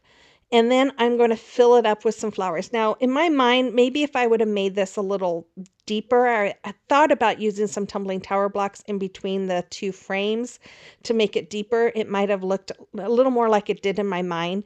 I was expecting to be pushing out a lot more. But anyways, I just filled it up with some flowers, and then I went ahead and took some more of that ribbon and just went around to just kind of trim it off so you didn't see any of the rough edges. And then I took some of these, I think they're 15-inch millimeters, I think, half beads, and painted them with that petunia purple. And then I'm just going to use my Titebond and glue them all around. I just felt like it needed something more, and I needed to use the beads too. So I went ahead. I did this before I did the previous project. So yeah, anyways, and there it is. So you'll have to let me know what you think about this idea in the comment box below. Okay, DIY number one. So I'm going to take two of these shelves from Dollar Tree. I'm going to remove the cord and the little metal loop there. And then I'm going to fill up the holes with my spackling. After I was done with that, I took some tumbling tower blocks and I'm going to glue them together using my Titebond Quick and Thick multi-purpose glue and a little bit of hot glue. I'm going to make, I think, 4 strips of 6, and then I'm trying to think of how many strips of 3 I make. I think I make, let's see, 1, 2, 3, 4. I think I did 8, but I only used 6. And anyways, if you have some clamps or if you have extra time, I would just use the either wood glue or the multi-surface glue on the tumbling tower blocks. But because of time constraints, I had to use my hot glue. So once I was done, I laid the longer strips side or like you see them. And then I'm going to take the shorter strips, the strip of 3 here, and I am going to make a rectangle. So I'm just going to connect those 2 longer strips with that shorter strip there. And I'm using my square ruler there just to make sure it's all staying even. And then I'm going to do the other side. And I made 2 of these, and I did the exact same thing on both. So once I have that all connected, which will be any second now, I'm going to staple them together. Just added some extra strength by using my stapler to keep them all connected. I then took some little pieces of my reed sticks that I use, because the 3 wasn't as wide as I wanted it. I placed those there to so that that brown one that you see there, the strip of 3, would connect to the ends. But I do end up in the long run making those strips go all the way on the sides because of wanting them to be added strength. I just was not feeling like those tumbling tower blocks were going to hold together. So I just added them to keep them a little more sturdy. Then I'm going to use my wood glue and hot glue here. I'm going to glue the shelf to the bottom. Now, if you recreate this, you might want to paint this all first. I got done doing all this and I thought, oh, wait, I'm going to be making some stripes. I probably should have painted this first. So anyways, it just makes it a little easier. So I'm going to take that strip of 3 that you see there and I'm going to lay it on the top part and on both sides there. I'm going to do one on both sides. I was planning on doing this on the top layer shelf that I'm going to do, but because I added those extra sticks and because I painted everything before I did it, it wouldn't fit. And when I did try to fit it, I could see those side posts like bulging. So that's why I added those extra strips on the inside just to kind of make sure that they were secured more. So here I'm just going to make some stripes on my shelves. This is where I was like, I'm going to quit I'm not going to glue this shelf on because I want to get everything painted, and it would be a lot harder to paint it the bottom with this on top. So I'm just going to use my painter's tape here. I'm just making that little piece there as my spacer, and I'm just going to go all the way across. Now if you see that pencil line on the end, I just laid my strip of 3 down there to see where it was going to be covering, so that I can use that kind of as a point of I didn't have to paint that part. So once I was done, I took my Waverly chalk paints in the colors Snow White and Silver Lining, and I'm going to paint the different stripes. And then I painted all the trim side pieces with the Silver Lining. Once I was done, I took this beautiful rub-on transfer, magnolia rub-on transfer that comes from Essential Stencil, and I'm going to put it on the top and the bottom shelf. And I'm just going to do what you normally do with these rub-on transfers. You lay it down and then you just rub and keep rubbing, and then you start lifting, and if you see any coming up, you just kind of lay it back down and rub some more until it all stays. Then I decided, since this is going to be in our front bathroom, I wanted to make sure it was going to have a little waterproof protection, so I added some dishwasher safe Mod Podge to both of those shelves and let them dry. I'm going to use my Tite Bond glue here and hot glue again, and I'm going to add that top shelf. So I turned it upside down so that I could add the top shelf to those tumbling tower blocks pieces that I made. And of course I turned it upside down. I had to make sure it wasn't going to it would be just like me to put it the wrong way. And there it is. It was really pretty easy. It seemed like a lot of steps, but it really wasn't. Once I got the sizes together, it turned out really nice.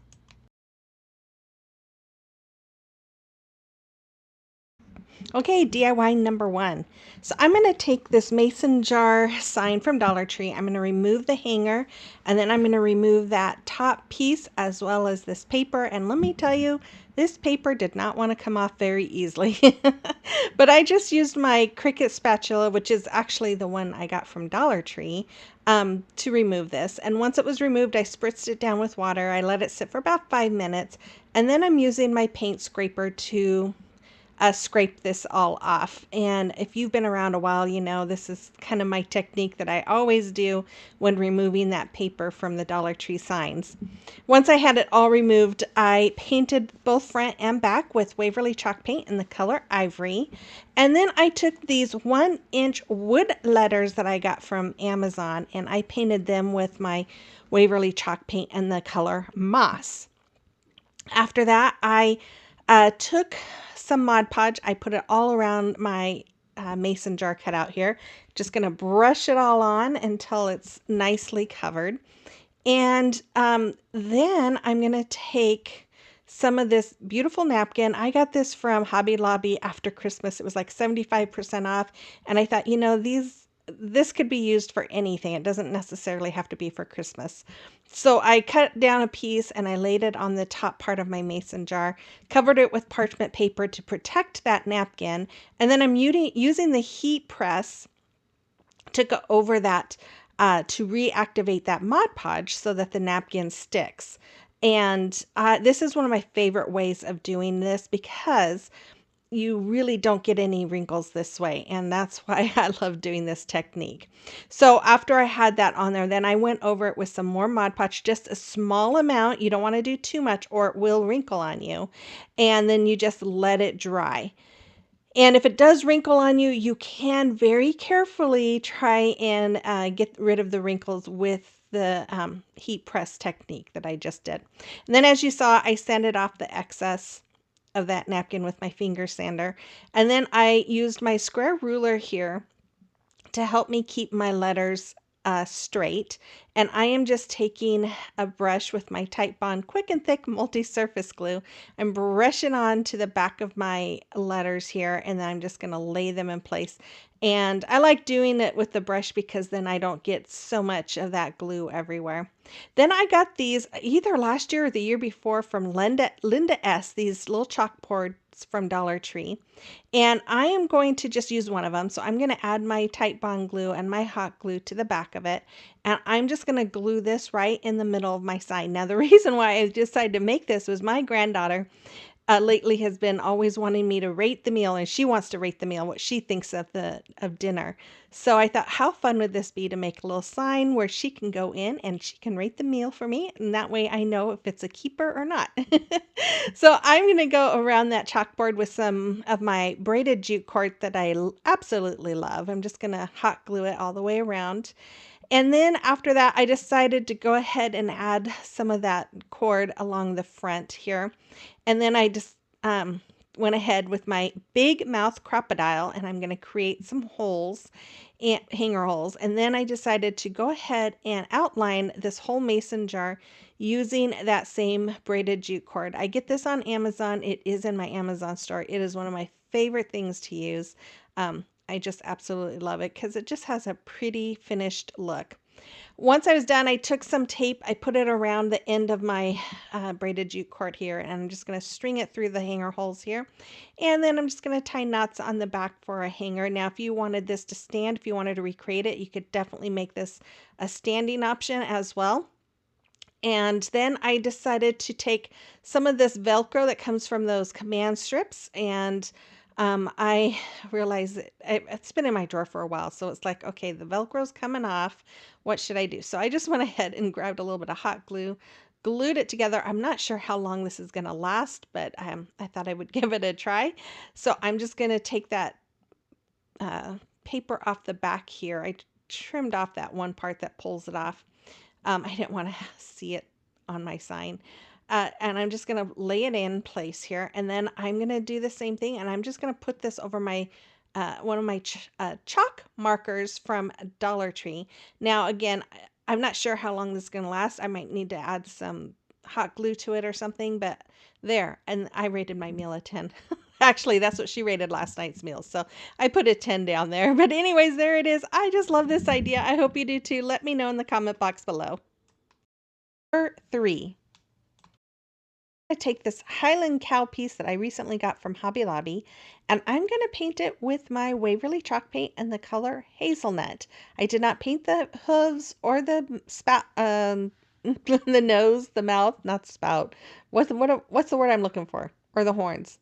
Yeah, it will come to me. Anyways, I'm going to paint those with my Waverly chalk paint in the color ink. Well, I'm going to paint the hooves and the horns with that. But the snout, I'm going to paint with ivory. So as you can see, I'm going really slow here. I have this sped up because of the hair part there. I didn't want to get my black on it. So once I got the bottom part of the hooves done, I took a really small fine point paintbrush to paint around the hair on the hooves. Then I used that same paintbrush and painted in the nostrils on the snout. And then I'm going to take a small paintbrush again and paint around the hair on the snout, not spout. And then I'm going to paint that all in as well.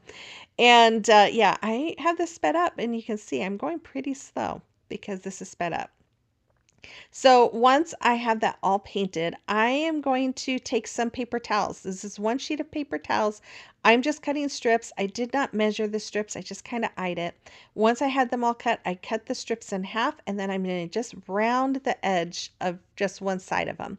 Then I'm going to do another one. And I don't remember how many I had. I think I might have had like 14 pieces, something like that. I don't remember for sure. But and I don't think I used them all. I'm going to paint them with my folk art chalk paint in the color Summer Porch. Now, I wasn't quite sure how painting the paper towels would turn out, but it turns out really good.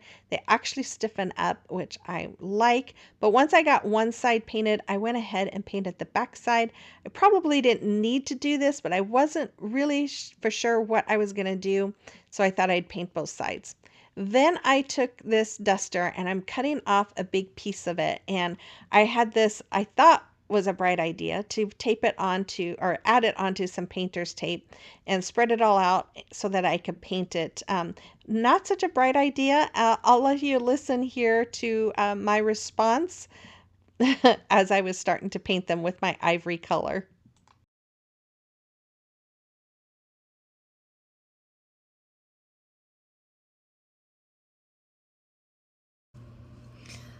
I don't know what I'm doing.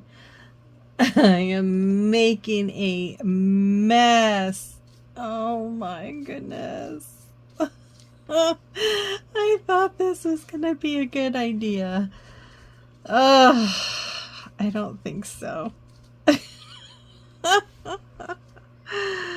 Oh my goodness. I thought the tape would hold it all, but I guess not. And this is just looking like a big old mess. And I'm getting this stringy stuff everywhere. Stuck on my fingers.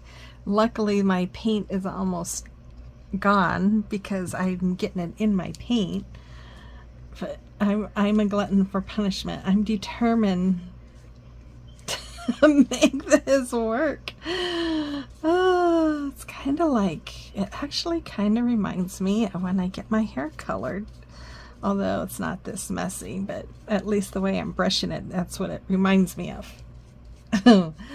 Oh my goodness. Oh my goodness.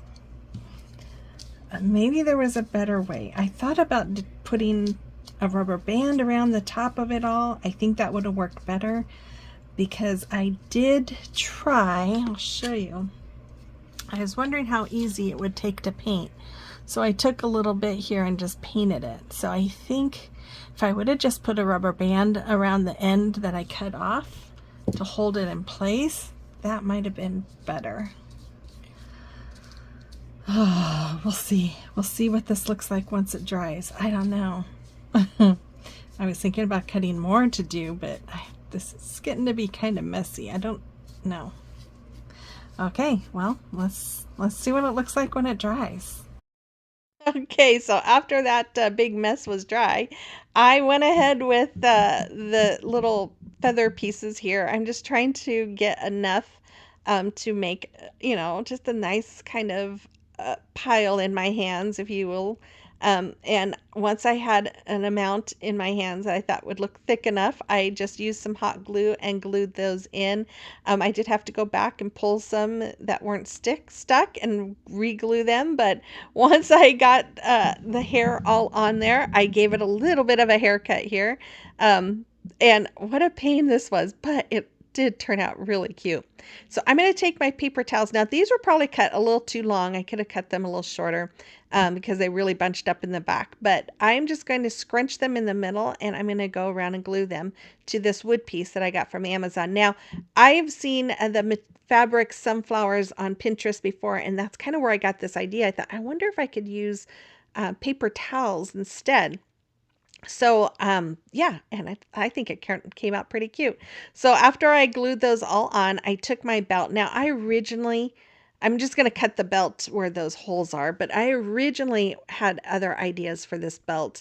It didn't turn out, and like I said, I wasn't feeling very good, so I ended up only doing this with the belt. But I'm going to cut all those little cutout groove areas. I'm cutting with my huge honkin' scissors from Harbor Freight Tools. Anyways, I'm going to cut them. And then that strip was a little too long. I did end up cutting it down. But I'm going to take this 12 by 12 wood piece. This I got from Amazon. You could use Dollar Trees. I'm going to paint this with Waverly Chalk paint in the color Ivory.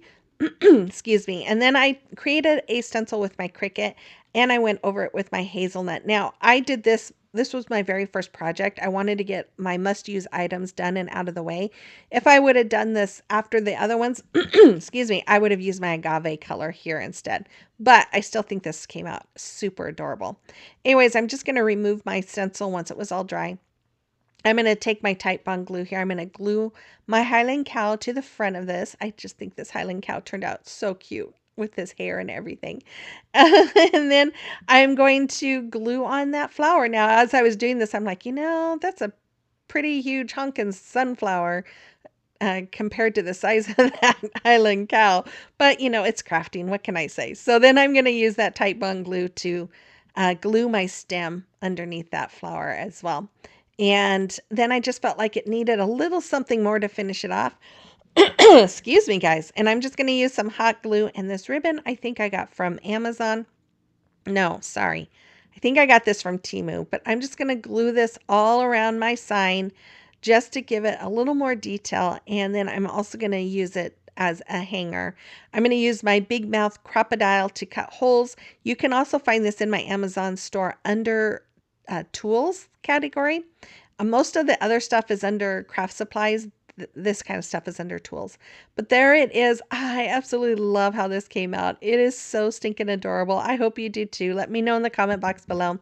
Here's the final reveal. I will be back again on Thursday with another. Okay, DIY number 1. So I'm going to take this wood egg. I think I got this from Amazon. You could use any egg from Dollar Tree. And I'm going to use this Walmart chicken. I'm going to paint them white. I'm going to paint the comb on the chicken with the red, and then the tail and the wing with my black. Then I took this contact paper from Dollar Tree and I cut a piece out. I'm tracing the tail with it, and I did the same thing with the wing. Cut those out, and then I'm using my Type Bond Quick and Thick multi-surface glue. I'm just going to lay it or put it all over the tail as well as the wing, and then I'm going to add this contact paper just because the contact paper is removable. It's not very permanent, and that's why I'm going to add the glue as well. Then I'm going to take my little finger cutter here, and I'm just going to cut around the little excess that was overcut. Then I created these words with my Cricut, and I'm going to go over them with my black chalk paint. If you don't have a Cricut, you could use stickers or wood letters, whatever you have on hand. So then I'm going to remove that stencil vinyl and remove all the little pieces, which there was only 2. And then I decided to do some distressing with this Distress Oxide ink, but I wasn't liking the way it was coming out. So I decided, well, let's see what it looks like if I use a baby wipe to kind of smear it. And I wasn't quite sure I liked it or not. I kind of went on to the next step just to see what I was going to do. Then I took my Type Bond glue and hot glue here. I'm going to glue the chicken to the egg, like you see right there. And then I decided to go ahead and just do my regular distressing like I normally would. And then I took this burlap ribbon and I'm going to glue it around my egg, making little pleats in the back so that it looks ruffled. I've been doing this recently on a lot of things. I just love the way it looks. I just love doing this. But once I got that all done, I'm just using my hot glue, as you can see. I'm going to put a hole in it, a hanger hole, because I realized it didn't have a hanger hole and I was going to need one. So I'm using my big mouth crocodile here to create a hole. Then I decided to go ahead and take some of this red burlap ribbon that I have had in my stash for a while. I'm pretty sure it came from Dollar Tree. I'm going to go all the way around this and make a second ruffle. This was a little bit bigger ribbon than the burlap, and I just thought it would give it a little more, something a little more interesting. So once I was done, I took some twine and I cut a pretty big piece. I thread it through that hole. I'm going to tie it together right above the ribbon here. I'm going to just tie a knot. And then I am going to put some tape around both ends. I'm going to tape them together. And then I'm going to take some beads that I had in my stash and I'm going to thread them through. Now, the red ones were a little smaller. It was kind of hard to get them to go through. So I have these mini needle nose pliers that Kathy Jo had given me, and I just kind of use that to help pull that twine through the holes of those beads. And then once I have all my beads on there, which will be any second here, I'm going to tie a knot right above the last bead there. That way it holds them in place. And then I'm just going to take my ends here and tie a knot. I usually do this a little differently, so I had paused there for a minute because I'm like, wait, and I didn't want to have to go through rethreading all those, so I just tied a knot on the end, and there it is. I just love this. I hope you do too. Let me know in the comment box below.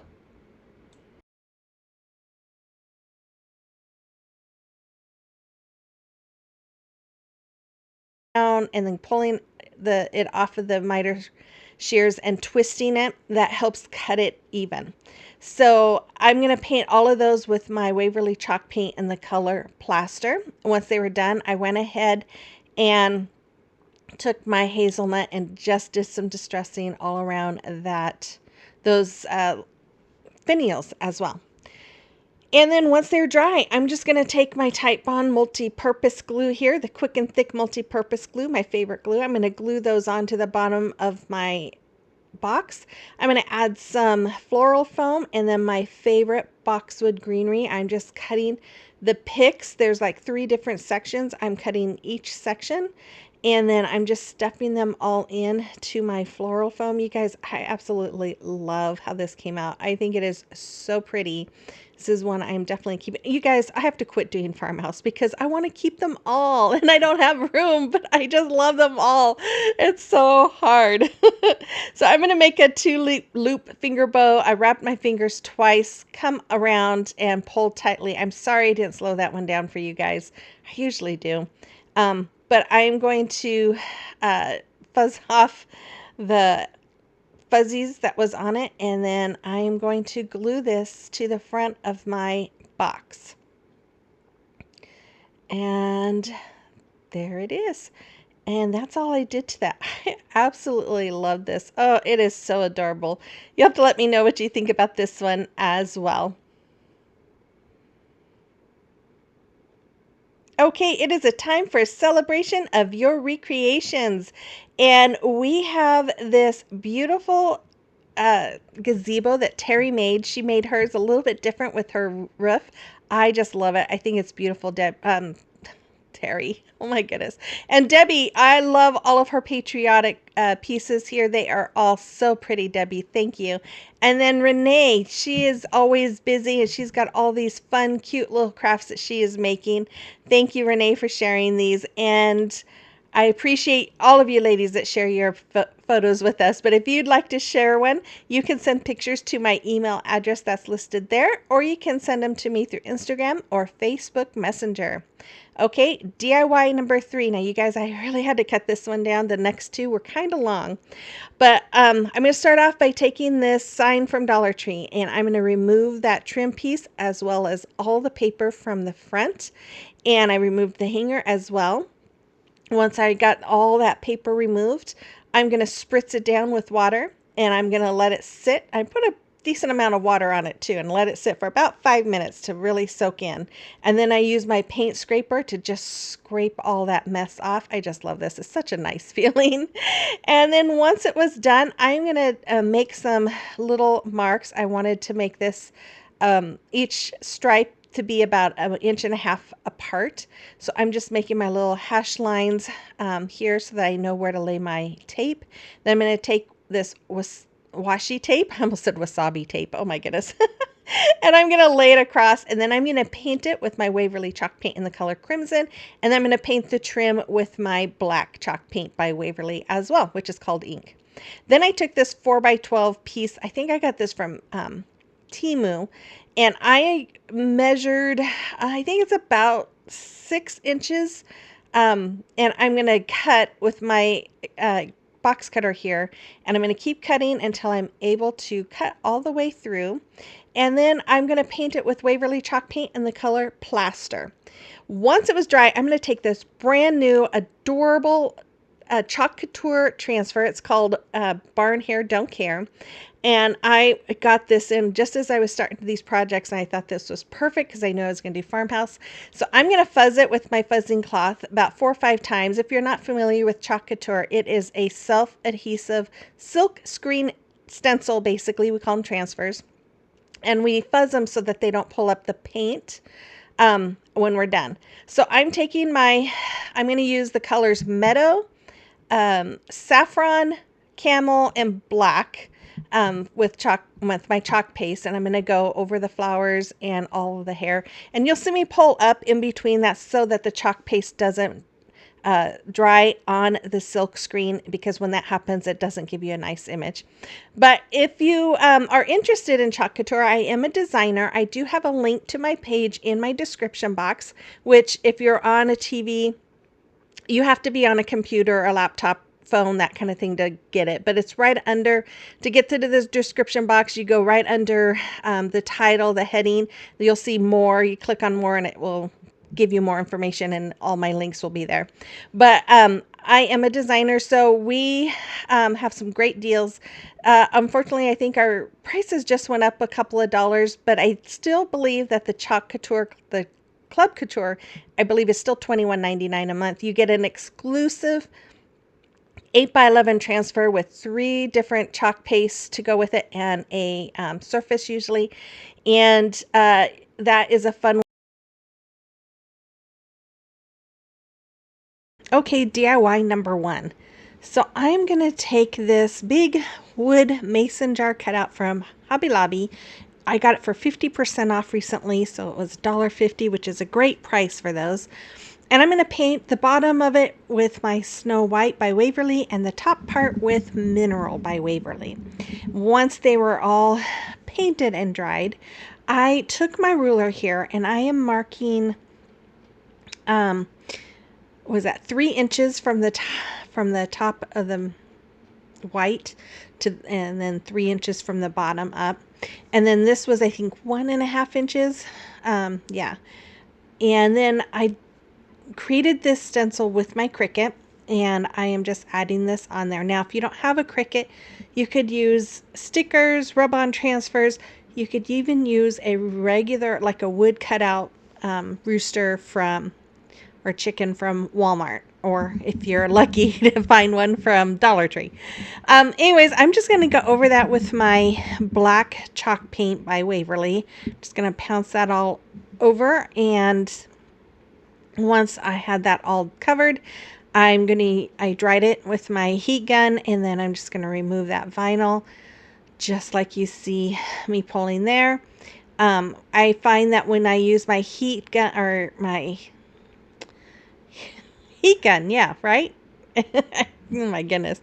It helps that vinyl release easier without pulling up some of the paint.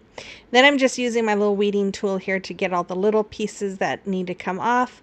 And then once I had that all done, I grabbed this napkin. I got these napkins this year from Hobby Lobby, and I just love them. They're so country, they're summery, they're country, and I just love it. So I wanted to use this napkin for my whole video, which I do. But I'm just cutting strips down. After I had those all cut out, I went ahead and covered the whole bottom part of the mason jar with my Mod Podge here, and then I let it dry. After it was dry, I laid my napkin pieces out. I'm just making sure that the patterns match perfectly, or as close to perfect as I could get it. And then I'm just going to cover it again. I'm just making sure that it doesn't move on me. And I'm going to cover it with my parchment paper, go over it with my heat press, and the parchment paper protects the napkin. The heat press reactivates that Mod Podge so the napkin sticks to it. My parchment paper was sticking a little bit to my chicken there. I did fix that later, but I then did the same thing on the other side and on the bottom. And here I'm just playing around, just trying to make sure I get it just right so that it sticks together well. And then I went over it with my heat press again. And once I was done, I went over all of the napkin with my Mod Podge and my fan brush. I was told, Kathy Jo I think told me this, but I also had some viewers said that they like using a fan brush with Mod Podge because it seems to have less wrinkles that way. Anyways, once it was all dry, I just took my finger sander here, and I'm just going to sand off all the extra napkin. Then I decided to take some of my braided jute cord that I just love. It's in my Amazon store. The link is in the description box below, but I just went over the top part of that napkin, and then I'm going to frame out my chicken with that cord as well. You guys, I really love this. I have to quit making farmhouse stuff that I love because I'm running out of room to put it. Oh, I got a lot of this stuff up above my kitchen cabinets, and I'm running out of space, but I just love this. Oh my goodness. Anyways, so after I got done hot gluing that twine all around, I decided to go ahead and just go all the way around my mason jar with the same jute cord there, and I just think this just gives it a nice finishing touch. So I went around the whole thing, except for the top part. I did not do the very top part of it, just the mason jar itself. And then I took my black marker here, and I'm just kind of making some squiggly lines all around the top part, and then I also do it right above the twine there. And then I also do it across, yeah, across, just like you see. And then after that, I took a white marker and just kind of outlined it too, just a little bit here and there, just to kind of give it a little bit of detail. And after that, I don't remember what I did. Oh, I just I just added some of that jute cord for a hanger and just put some tape on the ends, thread it through, and then tie knots on the back.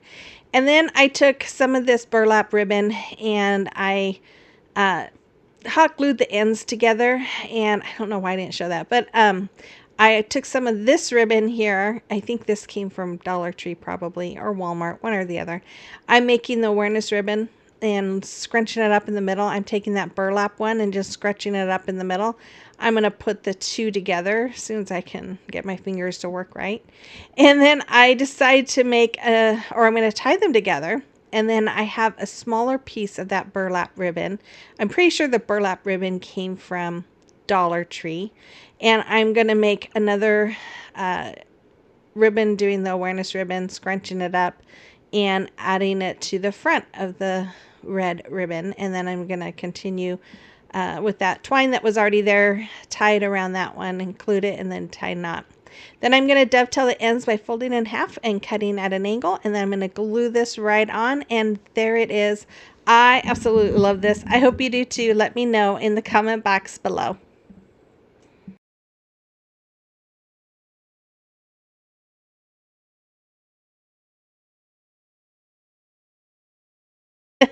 And this is where it gets interesting. So after I had all of these marked, I took my my paintbrush, and I have, you guys, I have this sped way up. Look how slow it looks like I'm going. And that's because I'm trying not to get it into the other squares or rectangles.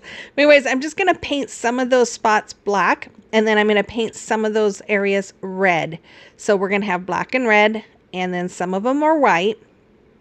And then the areas, I decided to make some of the areas not painted. Instead, we're going to add Mod Podge to about half of those white areas. And I'm just kind of trying to offset all the colors a little bit.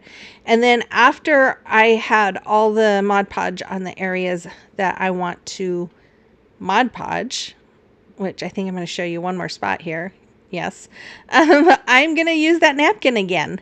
And, you know, we're using that napkin as a theme today. So I just laid it down like I normally do, cover it with parchment paper, go over it with my heat press. And then I don't know why I had to show you guys all of this. But anyways, you guys seen me do this a million times just on this video, not counting all the other videos. But anyways, I'm going to go over it again with my Mod Podge. Let it dry. And then I did sand off that little excess that's hanging over my sign. And then I took this metal pig from Dollar Tree. I'm using my, what is that? Fix-All glue from Dollar Tree, and glued the pig on the front. And then I'm going to glue some twine. I thought, man, this is just, there's a lot of red and black, and it just wasn't really what I was planning on. So I thought, okay, I was thinking about using a marker to separate those lines a little bit better, but I couldn't do any markers that would really show up well. So I decided to use my twine. So I'm just using that twine as a border to just kind of break up all of that red and black in the napkin, and it kind of gives it a little more of a country look with this too, I think, with the jute twine going across it. But I did that through the whole thing, even all the little areas. And then I decided to finish it off again with my braided jute cord. I just think this really does add to it, and it gives it a little more of a country feel. But anyways, once I have this done, maybe I should have called this a country decor instead of farmhouse. I don't know. Anyways, I made some hanger holes with my big mouth crocodile. Then I just used some more of that twine and thread it through, tied knots on the back when I had the length that I wanted. And then I decided this pig needed a bow tie. So I took some of this ribbon and I'm going to glue them end to end.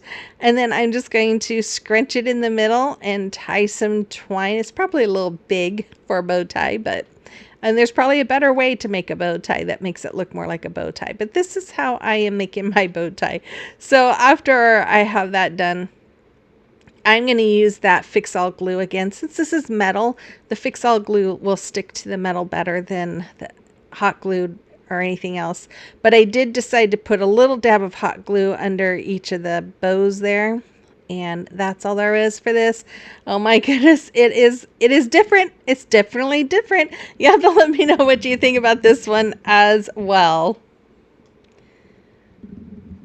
Okay, DIY number 4. So I'm going to take this snowman sign from Dollar Tree. I've got like 4 of these. I don't know why I have so many of these.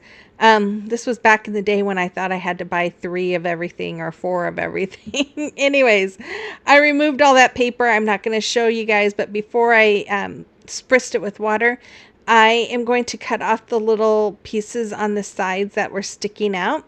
And then after, I'm just using my box cutter, and it's really easy to cut. This MDF cuts really easily. Then I just cut off the top part as well, and that was part of the hat. And then I spritzed it with water and let it sit, and then scraped off all that extra paint. DIY number 2. So I'm going to take 2 1-gallon paint stir sticks, and I'm just going to cut the top piece off of them with my miter shears. You can get those on Amazon. I have them in my Amazon store. There's a link on the bottom if you are interested. I have this box from Dollar Tree, and I am just going to add 1 tumbling tower block on each end as feet for it. Then I'm going to take each paint stick here, and I'm going to use wood glue and hot glue to glue them to the back of my box, and as well as the tumbling tower block. And this is going to be a chair planter. Now, I saw something like this on Amazon, no, Pinterest. I thought, what a cute idea. I took, this is, you could use a paint stir stick, but this is actually a piece of my jumbo craft sticks, or the giant ones, whichever. I think it's jumbo, that's the biggest. I found it in my stash, and it was a perfect size, so I decided to use that. So I just marked where that's going to lay, added some wood glue and hot glue, and I'm going to attach that to the back of those gallon paint stir sticks. Then I painted the whole thing with my Waverly chalk paint and the color white. I am sorry if you guys hear some beeping and truck noises. They're doing some road work right outside my window, and it's really loud in my craft room, and I'm not sure if you're going to hear it or not. So I took some rub-on transfers from Dollar Tree, and I am just going to add a couple of these. I thought about adding some flowers or something like that, but I wanted to be able to change this out for the year. So I decided to stay with something a little more neutral. And I love these rub-on transfers from Dollar Tree. They come with all kinds of little leaves and stems and a heart and some letters and stuff. And I decided to go ahead and add the leaves to the front, and then I'm just going to add the one little heart here. And then I went ahead and added some of the leaves on the sides. I was going to do it on the post, but then I thought, no, that's just too much. So then I dug through my flowers. I found these beautiful peonies. I think they came from Temu last year. And so I'm just going to add some to my bucket. And then I had some baby's breath, and I found some little roses, and I just kind of filled it up with the flowers that I had. And I just love this. It is so simple, but I just think it is so pretty. And what a fun idea, huh? You'll have to let me know what you think about this one as well.